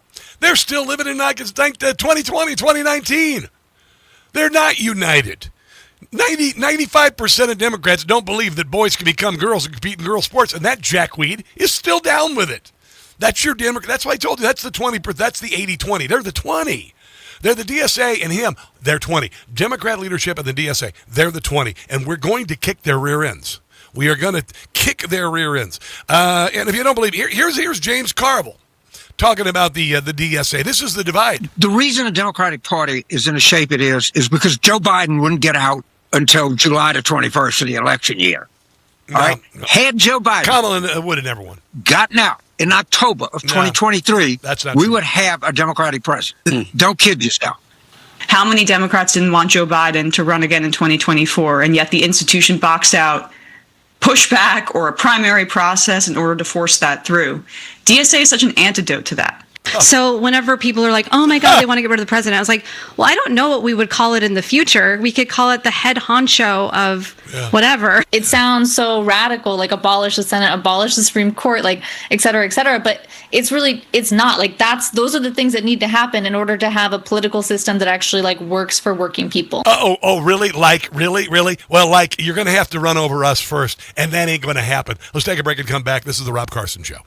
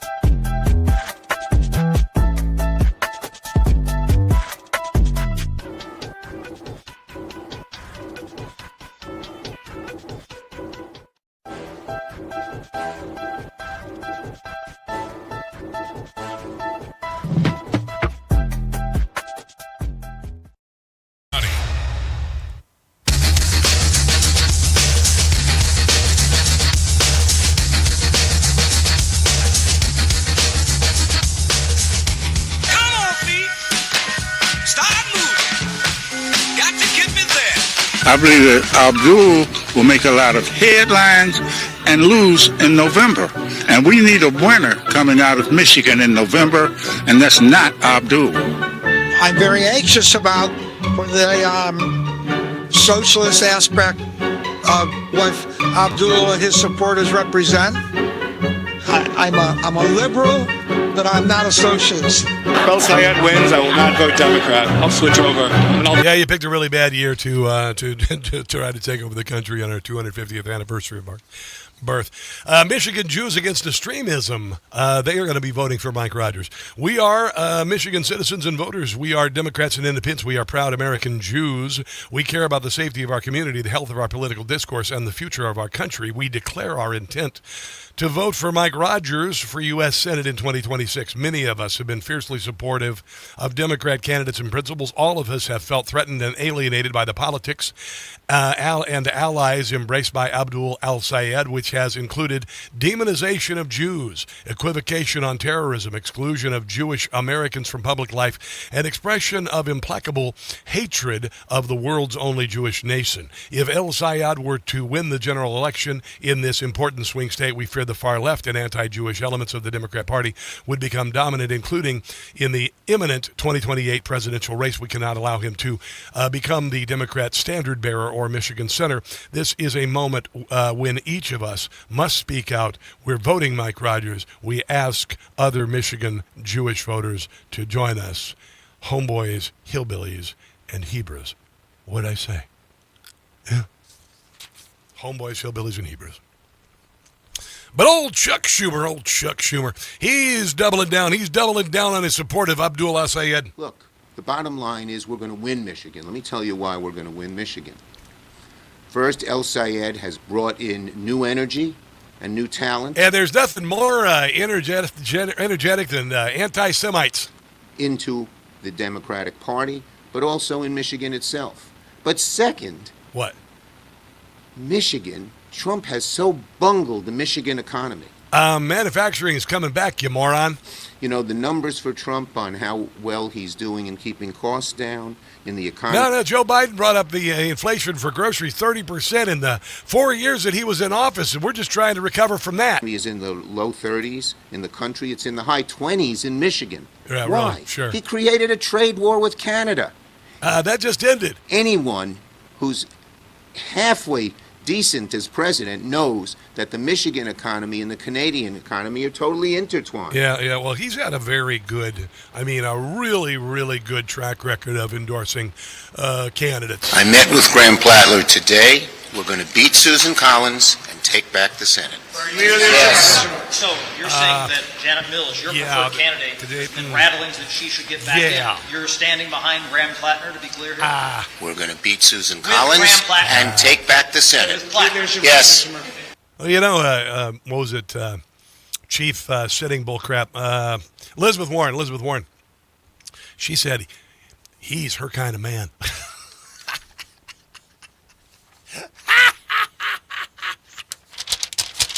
By the way, apropos of nothing, watch my TV show, Rob Carson's What in the World, this weekend. It's really funny. 3 o'clock Saturday, Sunday night at 8:30. Okay? Mark it on your calendar, DVR it. Get a Newsmax Plus membership. I watch it on YouTube TV. But there it is, called Rob Carson's What in the World. This is something I think is pretty brave because, my son got accepted to the University of Kansas. It's a good school, but he to some degree, of course, got leftist indoctrination. And a lot of parents are discovering their children are graduating, hating them, hating America, and having a lot of student loan debt. Sean Duffy, our Secretary of Transportation, and Rachel Campos Duffy, who works at Fox News, her daughter got accepted at Harvard. And Dad and Mom said, "You're not going to Harvard." Can't say no. To Harvard? Yeah. Well, me and Mom can say no. That was their daughter. Yeah, you can't say no to Harvard. Yeah, me and Mom can. Catholicism, to us, is everything. It's the basis of our marriage. It's the basis of our family. So I'm nervous about the idea of Paloma going to to Harvard. We spend a lot of time nurturing and providing formation for our kids, giving them an environment where they are steeped in faith and values.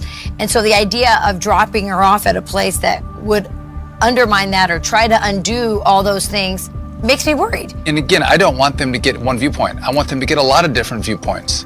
But I don't want them fed only one viewpoint that's contrary to the way my kids were raised. Listen, my problem is we have thought about how we raised you and how hard we've worked to, I think, raise what is a remarkable young girl. If I send you there, I think they have professionalized figuring out how they can take good young girls like you and I think corrupt their minds. You don't have to believe what I believe. You don't have to have the political viewpoints that I have, but I do think it's important that you make those choices for yourself and you have a fair representation of what they are. And I don't think the Harvards of the world give you that kind of well-rounded picture. Mom and Dad said no to Harvard. Think about that. Because I can't relate, because, I'm not a blue blood. I did not come from money. Grew up on a farm, pretty poor in Iowa, and went to Northwest Missouri State, home of the mighty Bearcats. Thank you very much. And so we didn't have that kind of money, and it used to be kind of a big deal. To get into Harvard. Not anymore. Because all they are is a woke, America hate Marxist factory.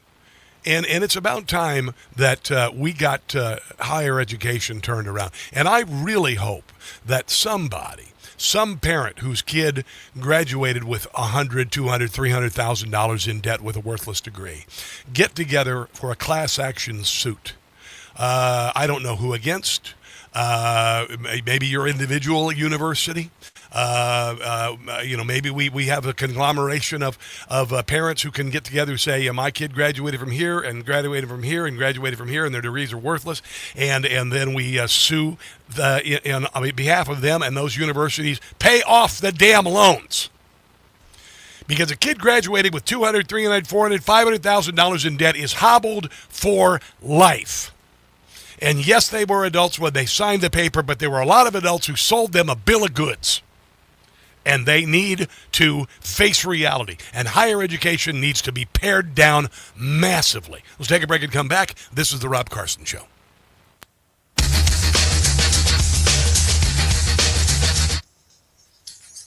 Hello, everyone.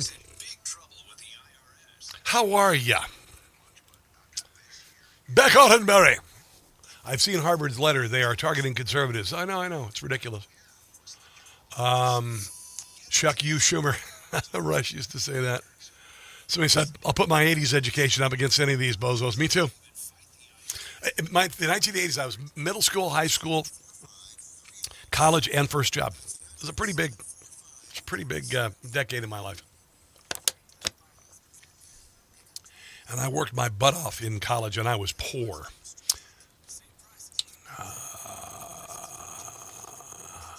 Natalie the Human Printer is writing over on the YouTube. I'm totally serious. Get in front and be a leader. Curry favor. The history of Marxism is wretched horror. It may well happen again, although those here don't think so. We're not going to let it happen.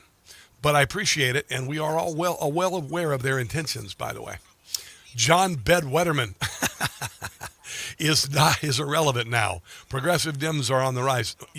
Yeah, but they're not going to win nationally. Natalie, the Human Printer, that's fantastic. Nice to have you joining us today. You sound real smart and everything. Was nothing like DSA leadership. Wahaha. Newsmax is a boomer convention. Okay, well, see, here's the deal, Natalie. Now I'm going to delete you. Now I'm going to block you. There, now you're done. You had some funny things there, and then and then you said that about Newsmax. So, we're just going to give you a little break from the conversation. Don't be dissing my network. Don't be dissing my network and say that kind of crap. And by the way, I'm a Generation Xer. All righty, Mick Redchester, hello. University Education. Facebook, hello Facebook. Trade schools rock, 100%. Oh, I got to talk. All right.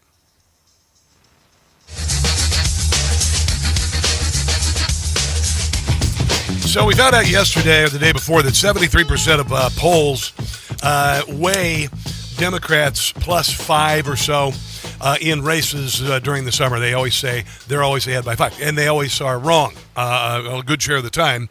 And this is happening in Texas, where everybody thinks, oh yeah, James Tallarico's going to beat Ken I'm drawing a blank on Ken Paxton. Going to beat Ken Paxton and everything. And they think this guy's going to win. Here he is defending pornography essentially in schools and trannies. That was offensive. Drag queens. The theme of this session has been protecting children.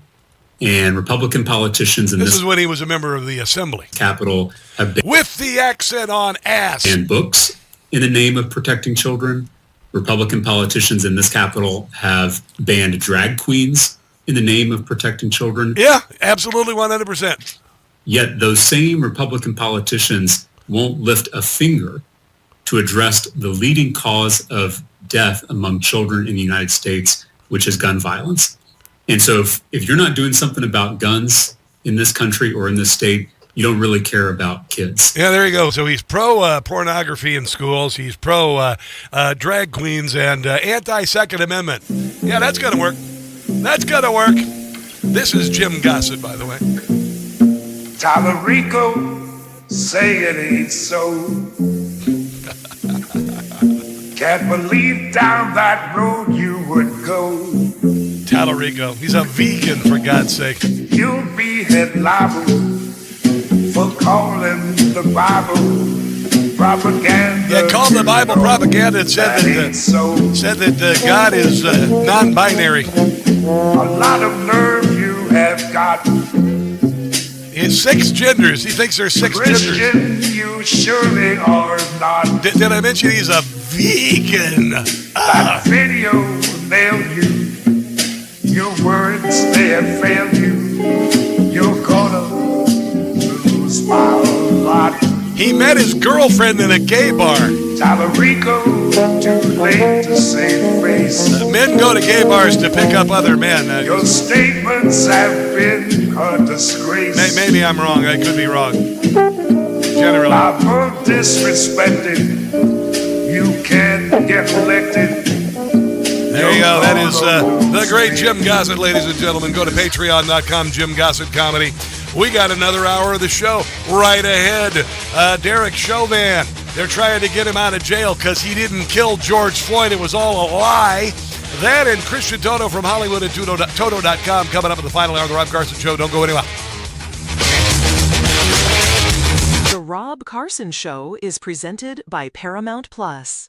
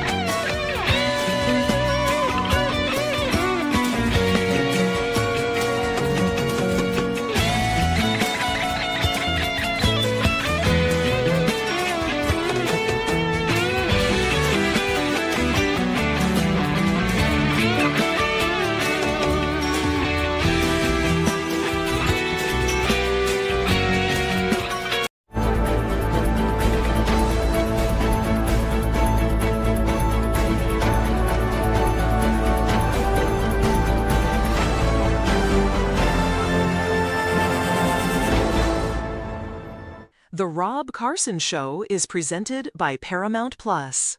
You don't need to live with aches and pains. Visit ReliefFactor.com today.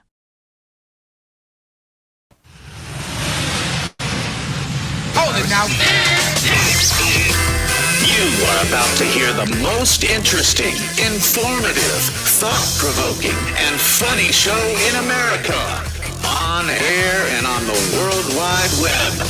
This is the Rob Carson Show. This is the Rob Carson Show.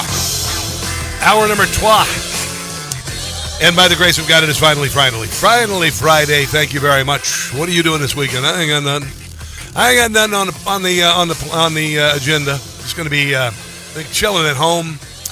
Might ride my bike to Mount Vernon. It is a lovely ride. It is about the most beautiful bike ride I've ever been on. It's about 16 miles each way. I've got an e-bike, so I use a little bit of the assist, but I'm actually in quite good shape.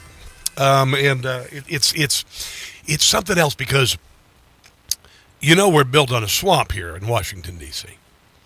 And so you drive through there's marshes, and one moment you're on a wooden walkway with railings on either side, and then you're on asphalt, and then you're on cinders, and then you're in the woods, I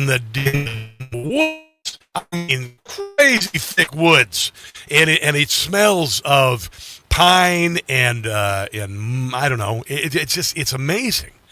And then as you get closer to Mount Vernon, it opens up, and the river is suddenly 2 miles wide. It looks like a lake.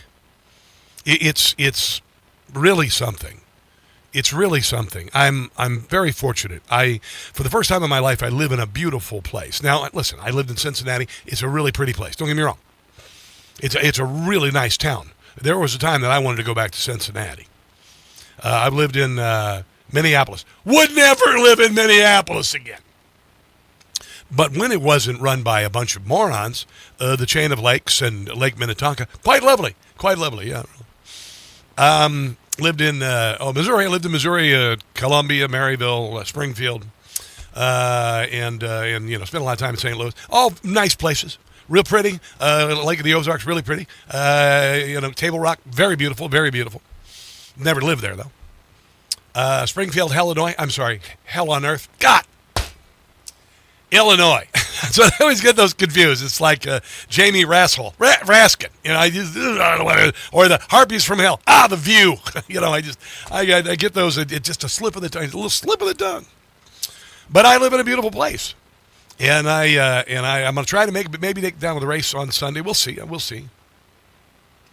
wanted to mention something, and I'm not going to spend a lot of time on this. I had a doctor's appointment this morning. It's a very positive doctor's appointment. And you know of my diagnosis of prostate cancer, not uncommon for men, and eventually men, you're going to get it at some point in your life. You're going to get it. And I said that the reason why I originally had planned on just beating it, and then telling you about it, and then I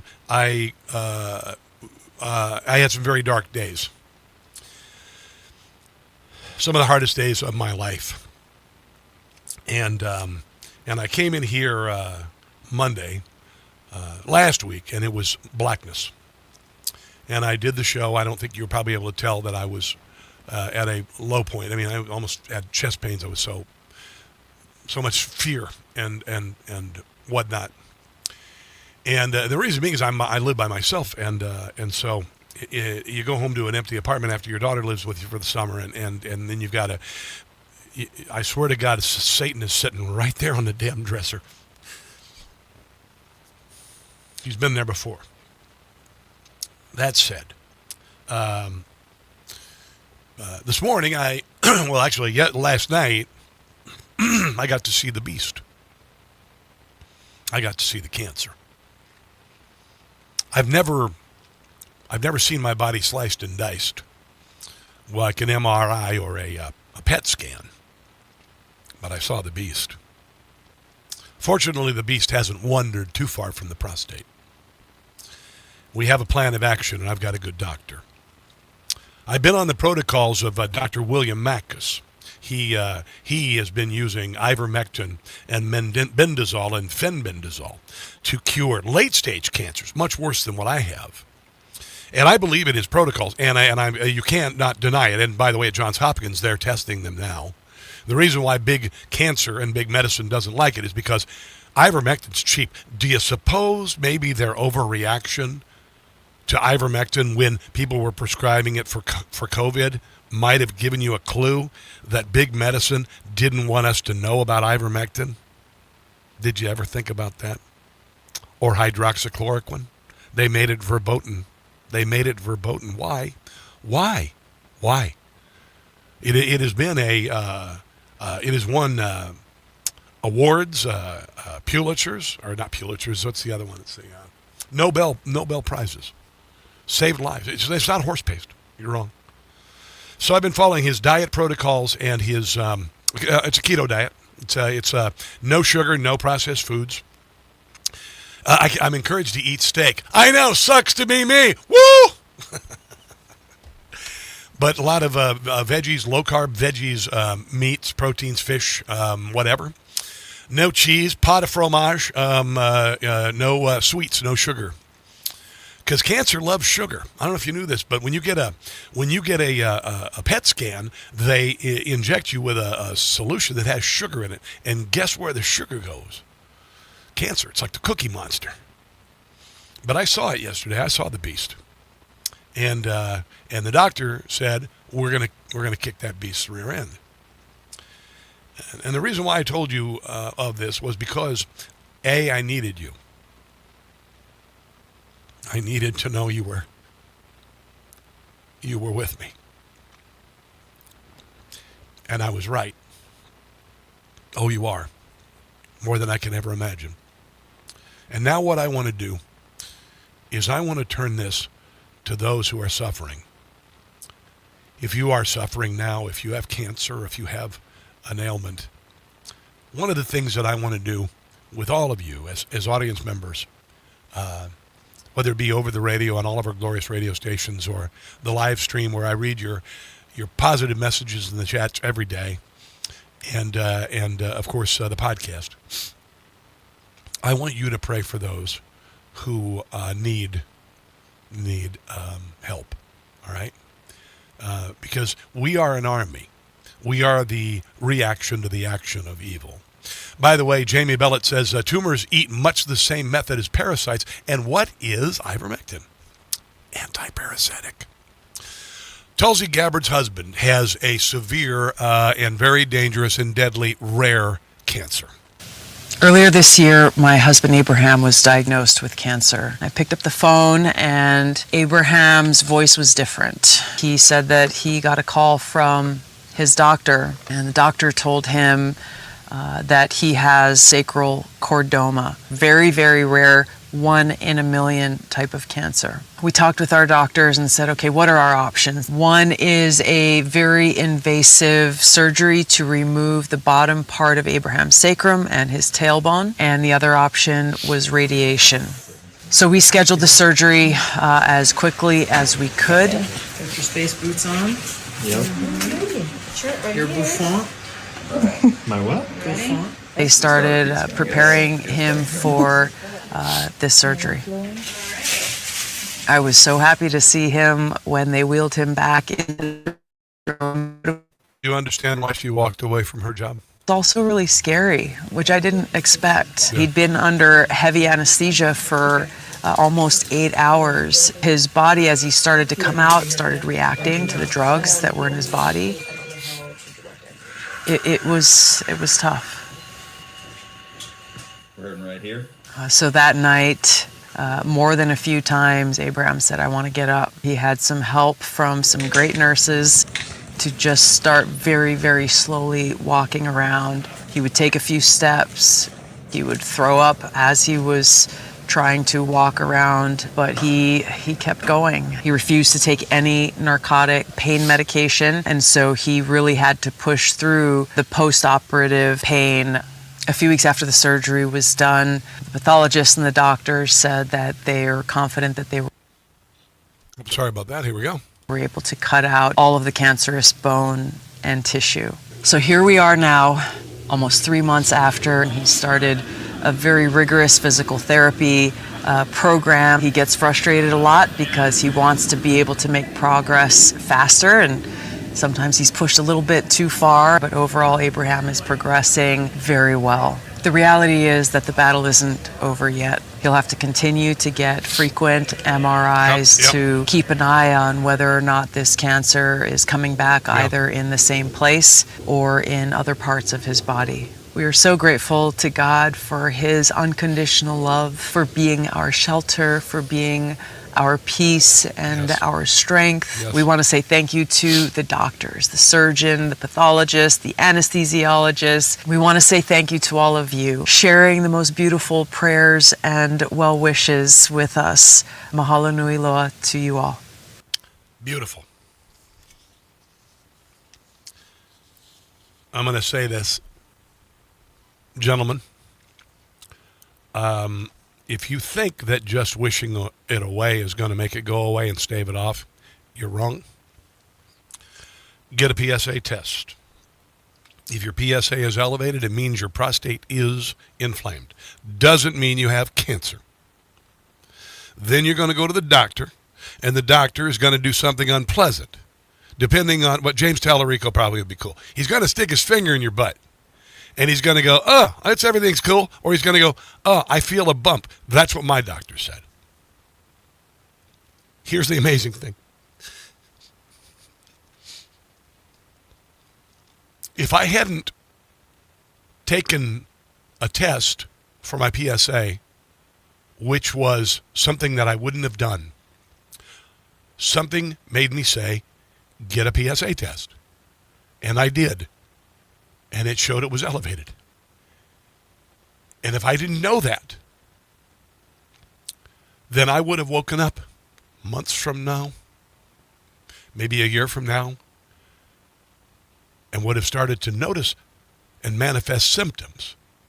And by then, the cancer would have been throughout my body.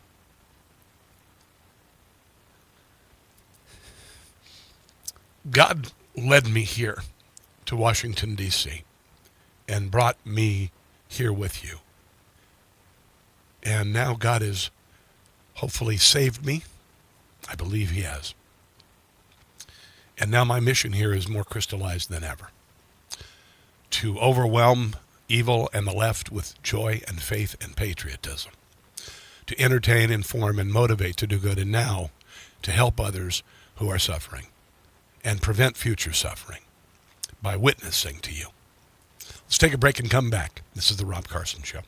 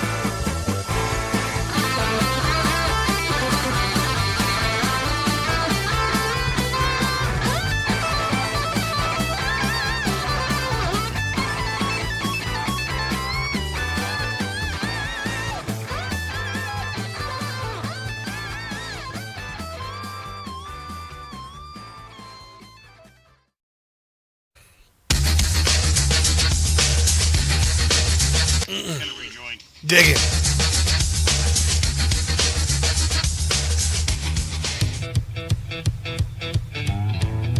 Come on. Launch strikes in Mexico to stop drugs. Come on. It's okay with me. Boom, boom, boom, boom. Bang, bang, bang, bang. Boom, boom, boom, boom. How. Yeah, Iran on the brink of collapse. Economic Armageddon is what the Trump administration is doing against him. By the way, the doctor that I met with yesterday is a Persian man. Family escaped Iran. Isn't that interesting? Yeah, and my doctor in Kansas City, he's an expat from Iran. He escaped the Ayatollah. There you go.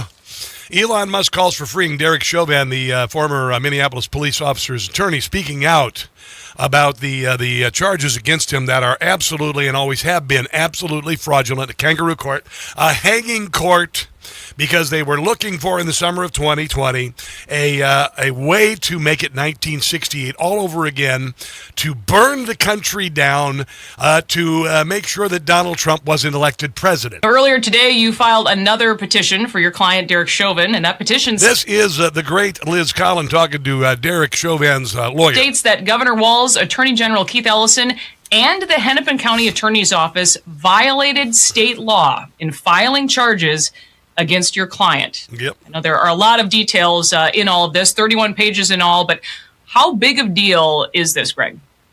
This is fundamental. This is something that is an institution that stretches back a very, very long ways. And when I say long ways, I mean Vikings, which is fitting for this state. The grand jury is essential. It's fundamental. And this case was never submitted to a grand jury. And I want to be clear about something else. This is a violation of not only state laws, this is a state constitutional violation, this is a federal constitutional violation. Now, Tim Lutz says that he's going to make sure that Derek Chauvin stays in jail for 22 years. Well, I got some news for you there. Fat boy Elmer Fudd impersonator. Your rear end's going to be replaced in that jail for corruption. You miserable, wretched, fat little man. Let's remember the summer of 2020, shall we? Don't shoot! Hands up! Hands up! Don't shoot! Hands up! Don't shoot! Hands up! Don't shoot! Don't shoot! Don't shoot!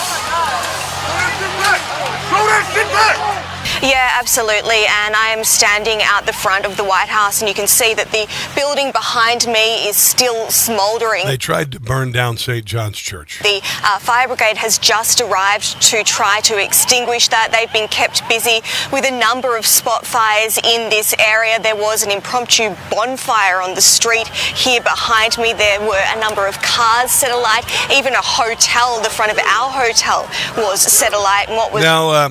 I'm just looking at old George Floyd's autopsy here. On the day he died, George got wasted on fentanyl and other drugs, assaulted a woman and her child, tried to pass a counterfeit 20, ripped off a liquor store, resisted arrest, and then died of a drug overdose. No, he didn't. Yeah, he did. Listen to this. This is the autopsy report here. No life-threatening injuries identified. No facial, oral, muscular, conjunctival injury. No injuries of anterior muscles of neck or laryngeal, the larynx. No soft scalp tissue, skull or brain injuries. No chest wall tissue injuries. What did he have? Well, he had fentanyl, 11 ng per milliliter in a sentence, norfentanyl in there, methamphetamine, high delta-9, which is weed, essentially, it's THC, cocaine. Yeah. Liz Collin was talking. Greg Kelly on Newsmax was talking to one of the other police officers who spent 3 years in jail for no good reason. Tu Tao is his name, and here is the great Greg Kelly talking to him about how is he doing. How are you doing? You went through something really traumatic. How are you? I'm doing okay. It's been a long process.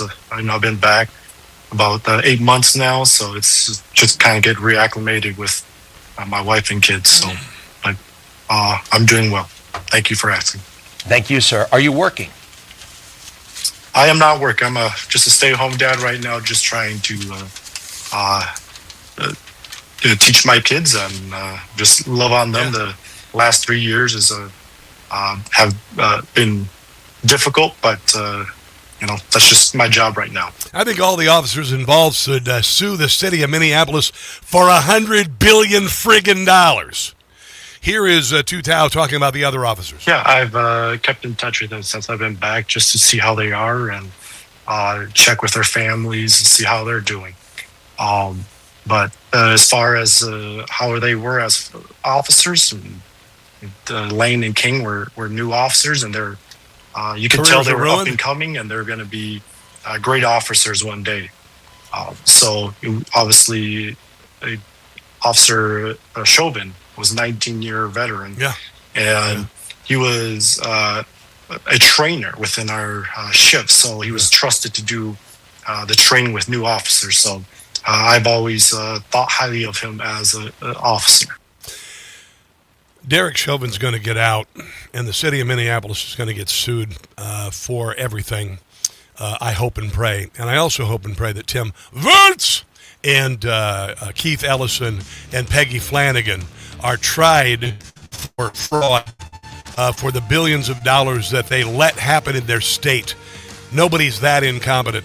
Hey, it's Friday, so we're going to talk about some movies and stuff with the one and only Christian Toto. HollywoodInToto.com. Make it a favorite on your browser. Let's take a break and come back. This is The Rob Carson Show. The Rob Carson Show is presented by Paramount Plus. This isn't the end of a fight. It's the start of one.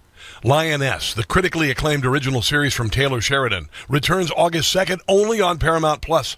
It's the new season. Hidden networks, foreign operatives, and personal betrayals collide while Joe walks the line between duty and family. Don't miss Lioness, starring Zoe Saldana, Michael Kelly, with Morgan Freeman and Nicole Kidman. Now streaming on Paramount Plus.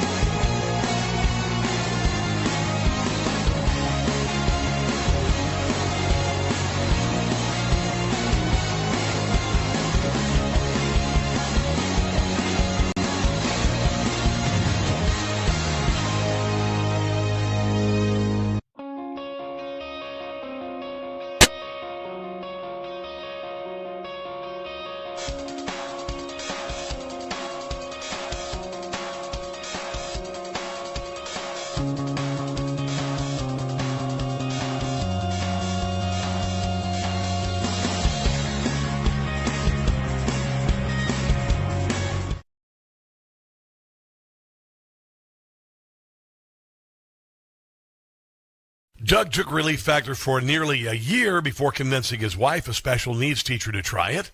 She had been using assistance just to move through the long hallway at school. Now she's back on her feet every day. Never had to leave the job she loves. I can attest to this. I ride my mountain bike every weekend from 30 to 50 miles. I lift weights, and I'm lifting heavier than I did when I was 30 without pain.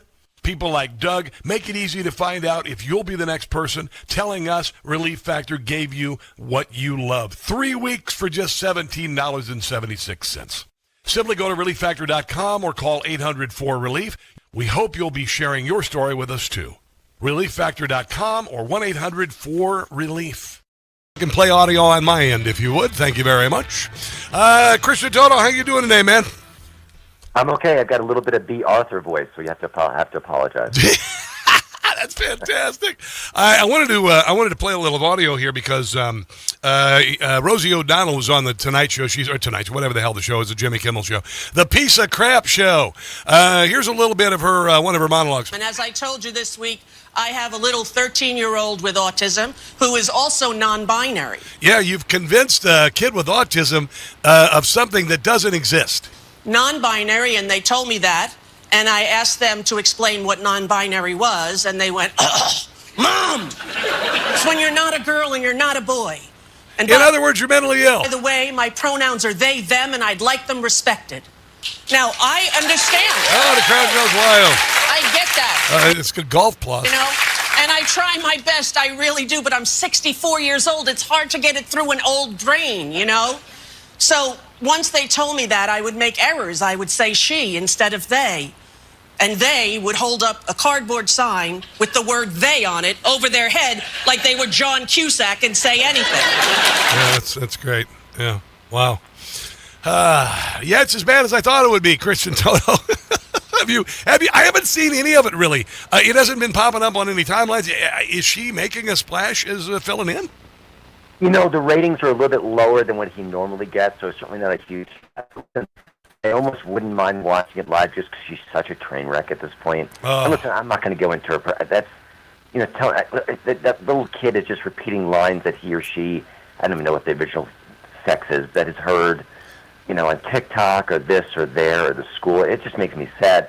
I'd rather poke fun at Rosie herself, who's just just spouting these lunatic theories and going off. And remember when she was funny and charming and interesting and the queen of nice? Yeah.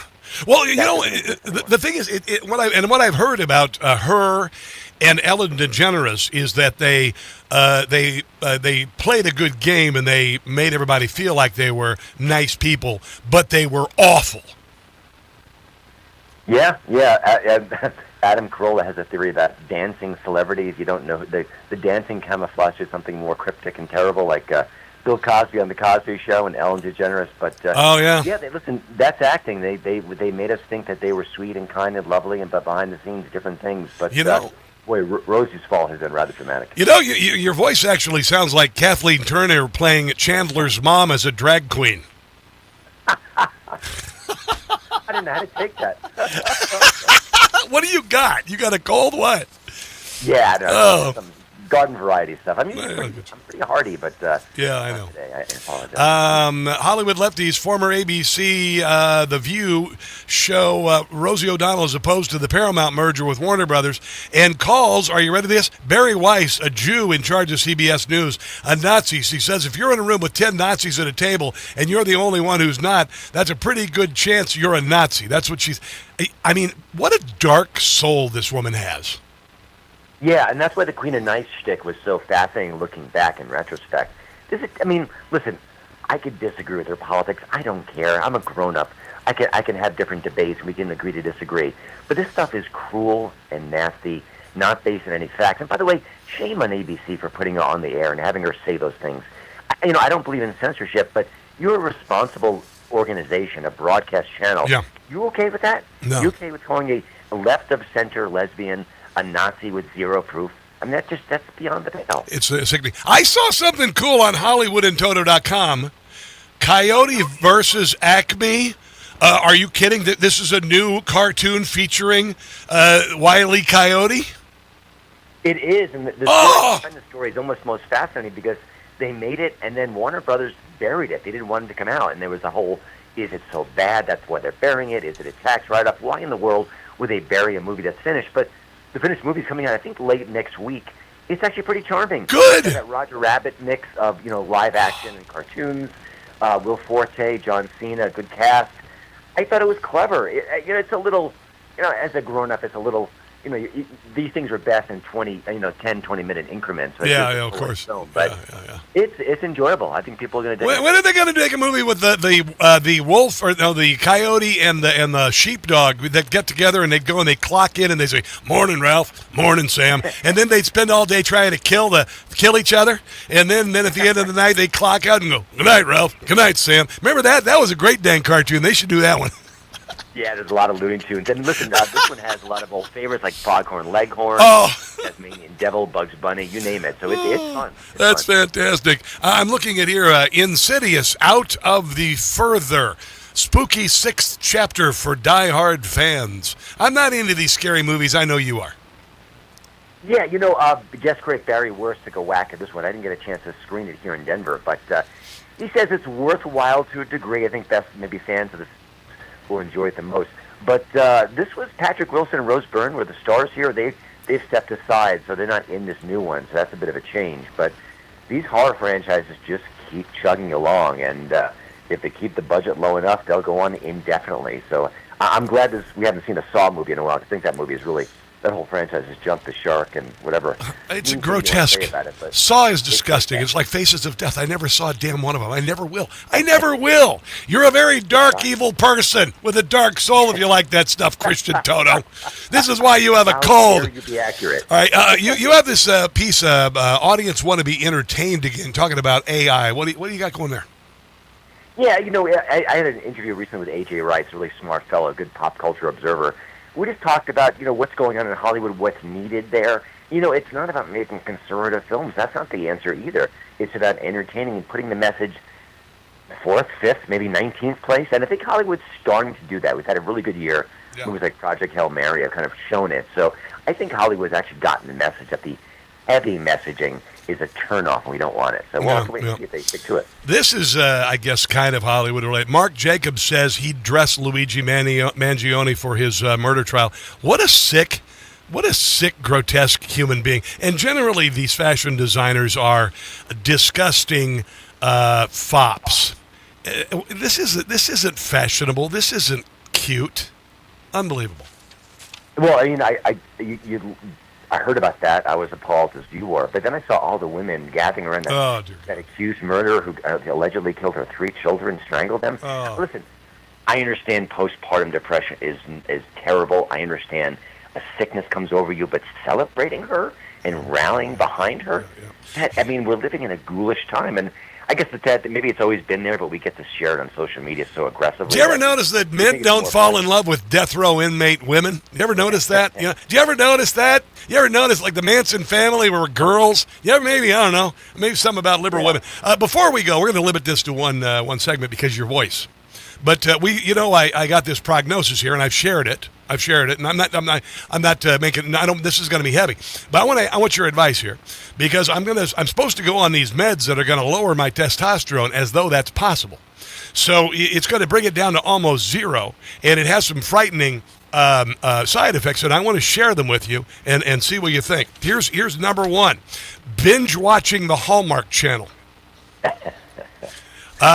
Can't find a pair of shoes to match my outfit when I go out. I'm preparing myself for this. Can't decide on a restaurant. End all arguments with the word fine. That's what I hear I'm going to start doing. My go-to movie for a good cry will be Fried Green Tomatoes, not Field of Dreams. When I'm being really quiet and someone asks what's wrong, I'll say nothing and continue to brood. And finally, I won't be able to find a good fitting pair of jeans. I just wanted you to know.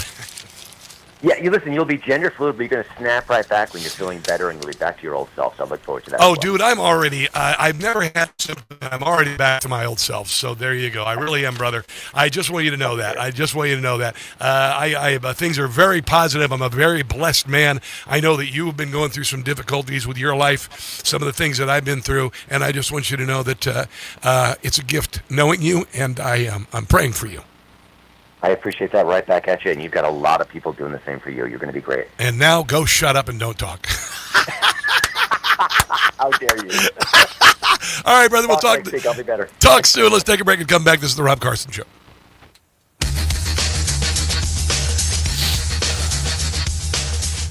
Life insurance is one of those things that just about...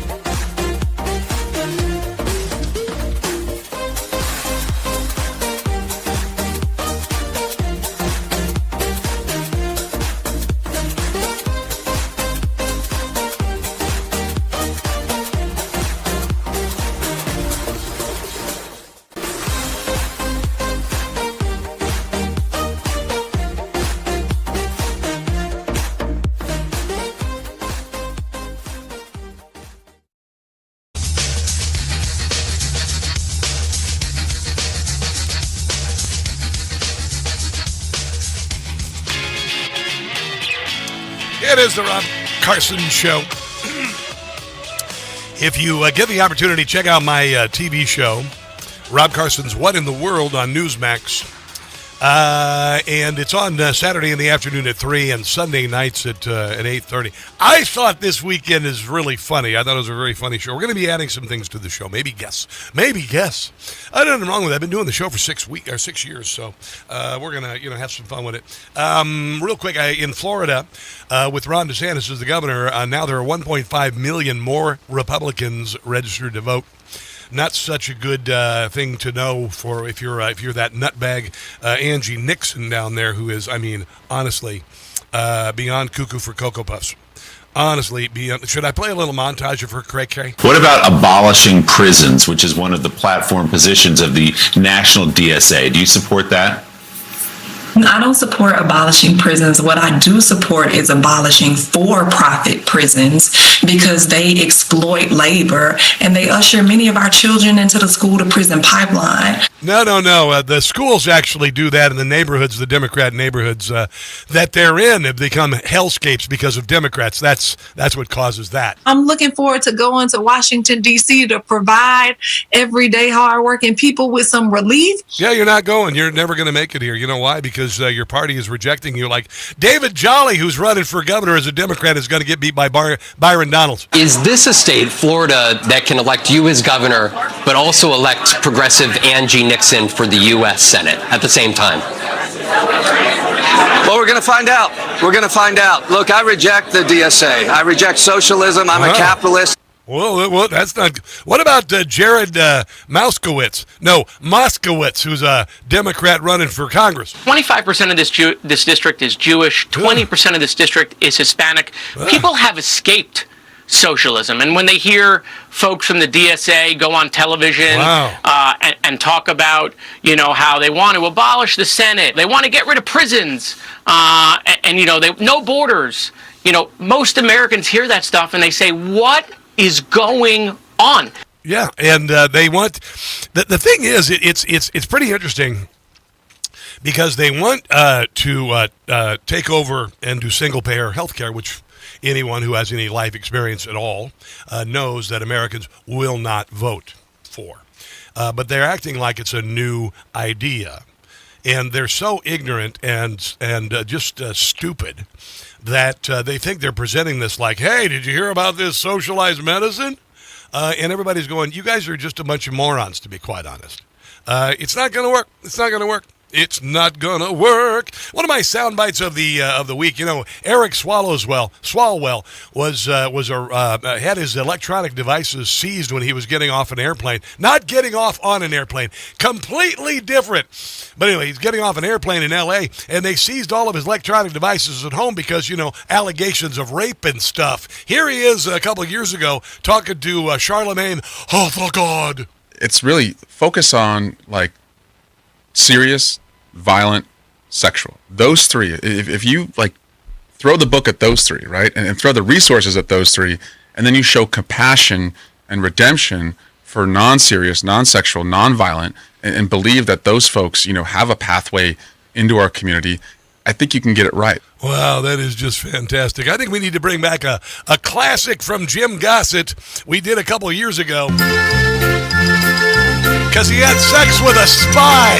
Swalwell had a little bang bang with a little bang bang, a Chinese spy. Yeah. Bang bang was his little honey, helped him raise money, and that is why he's out. There's no doubt, an affair he can't defend. Now he can. Bang bang, Eric's little bang bang got him in the end. Got him in the end. Bang bang, Eric's little bang bang proved he's China's friend. He got her in the end too. Numerous times. What? Has a tiny little pencil, a pencil neck.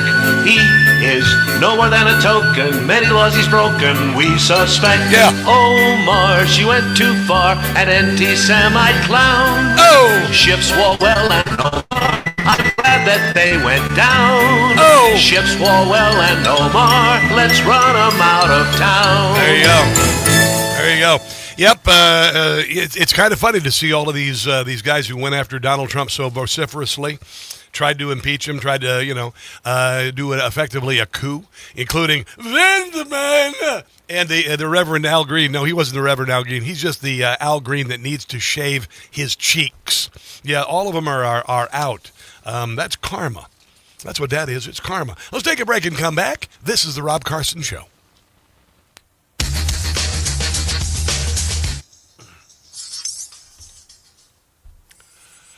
Rob, don't dye your hair purple. I will not. Good afternoon, Rob. Praying for you. Thank you, 1965 War Eagle. I appreciate you more than you'll ever know. More than you'll ever know. Mick, I do have to take this medicine that's going to kill my testosterone. That was real. But the cool thing is I'm going to be able to keep working out. So there you go. All righty. Who's all watching over here on the Facebookage? Chris Schwab. What's going on, Robert Lawson? How you doing today? I like those McDonald's fish fillet sandwiches. So did my ex-wife. That was her favorite thing from McDonald's was the Filet-O-Fish. Did you see how small that thing got? I don't think it's because I got bigger. I think the fish fillet, the Filet-O-Fish sandwich got smaller. It literally was the size of a postage stamp the last time I saw it. It was like a slider. Unbelievable. Autocannon Ardesanti. Good to see you. All of you guys. I'm just kind of watching your talk here. Really appreciate you guys being here today. The numbers are just gigantic and doing really well. So you're the best. Deplorable dinosaur. All of you guys. I got to talk here real quick. All righty.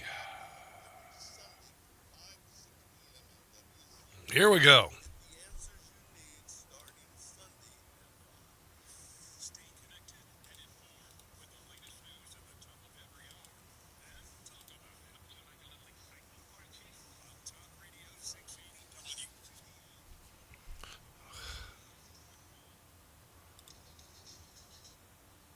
Okay.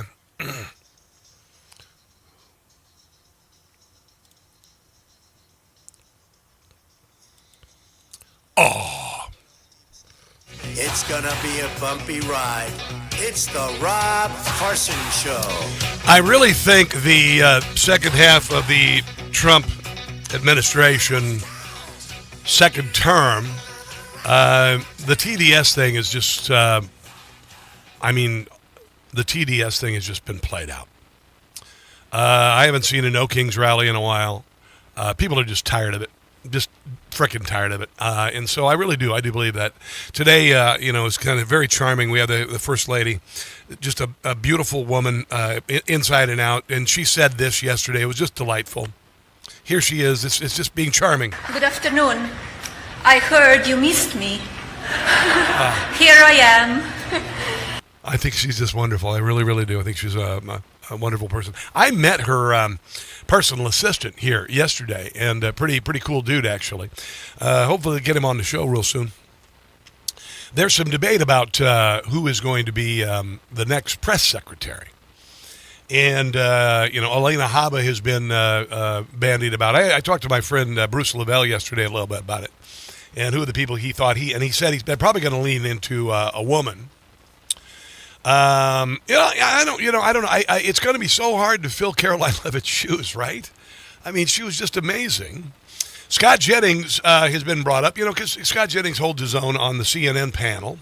When I was talking to Bruce, I think Jennings is good. I think Jennings is very good. But Bruce said he's not a MAGA guy, and it means something. You've got to know and you've got to distinctly understand what it means to be a MAGA follower. It's not just about Donald Trump. It's what he represents. It's the values that he represents. It's the direction he's taking the country. And once you stray from one point of that, like Mike Lindell did in Minnesota, by saying, oh, yeah, we should let these people who come in here, after 6 months, they should go down there to the driver's license bureau and get a driver's license and a path to citizenship. That destroyed his career. He's selling pillows again. Here's Scott Jennings being asked about maybe being the press secretary last night. I will tell you, if he wasn't considering it or hadn't been asked, he wouldn't say this. Is Scott Jennings interviewing for press secretary? Someone wants to know. Well, I don't have any comment about that, but it's an important job. You already have. And because that person has to represent the most powerful person in the world in the entire U.S. government. And, what they say matters, and it's been one of the most storied and important roles in government. Whoever gets it, it's a big responsibility. And I think if you were offered it, would you take it? Well, I'm not gonna answer that. Well, you already have. Thank you very much. You just say no. Nope, not considering it. Come on, I don't know. Like I said, I like him. I think that he is an island of sanity. Him and Shermichael Symington, I think is his name. He's fantastic on that show.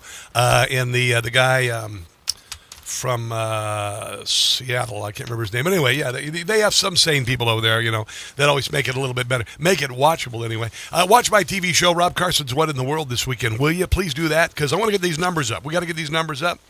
Make everybody go, holy hell, look at this guy, he's amazing. 3 in the afternoon. I know, it's hard to win at 3 with a comedy show in the afternoon on Saturday. But also Sunday night at 8:30 on Newsmax. Download the Newsmax app, get a Newsmax Plus membership, and check it out, okay? Thank you for everything. Thank you for your prayers. They're coming right back at you. God bless America's founded, our president, our military, you guys. And until Monday, do not catch the stupid. I love you guys. I'll see you then. The Rob Carson Show is presented by Paramount Plus. Information. Truth is freedom. Is Newsmax. It's real news for real people.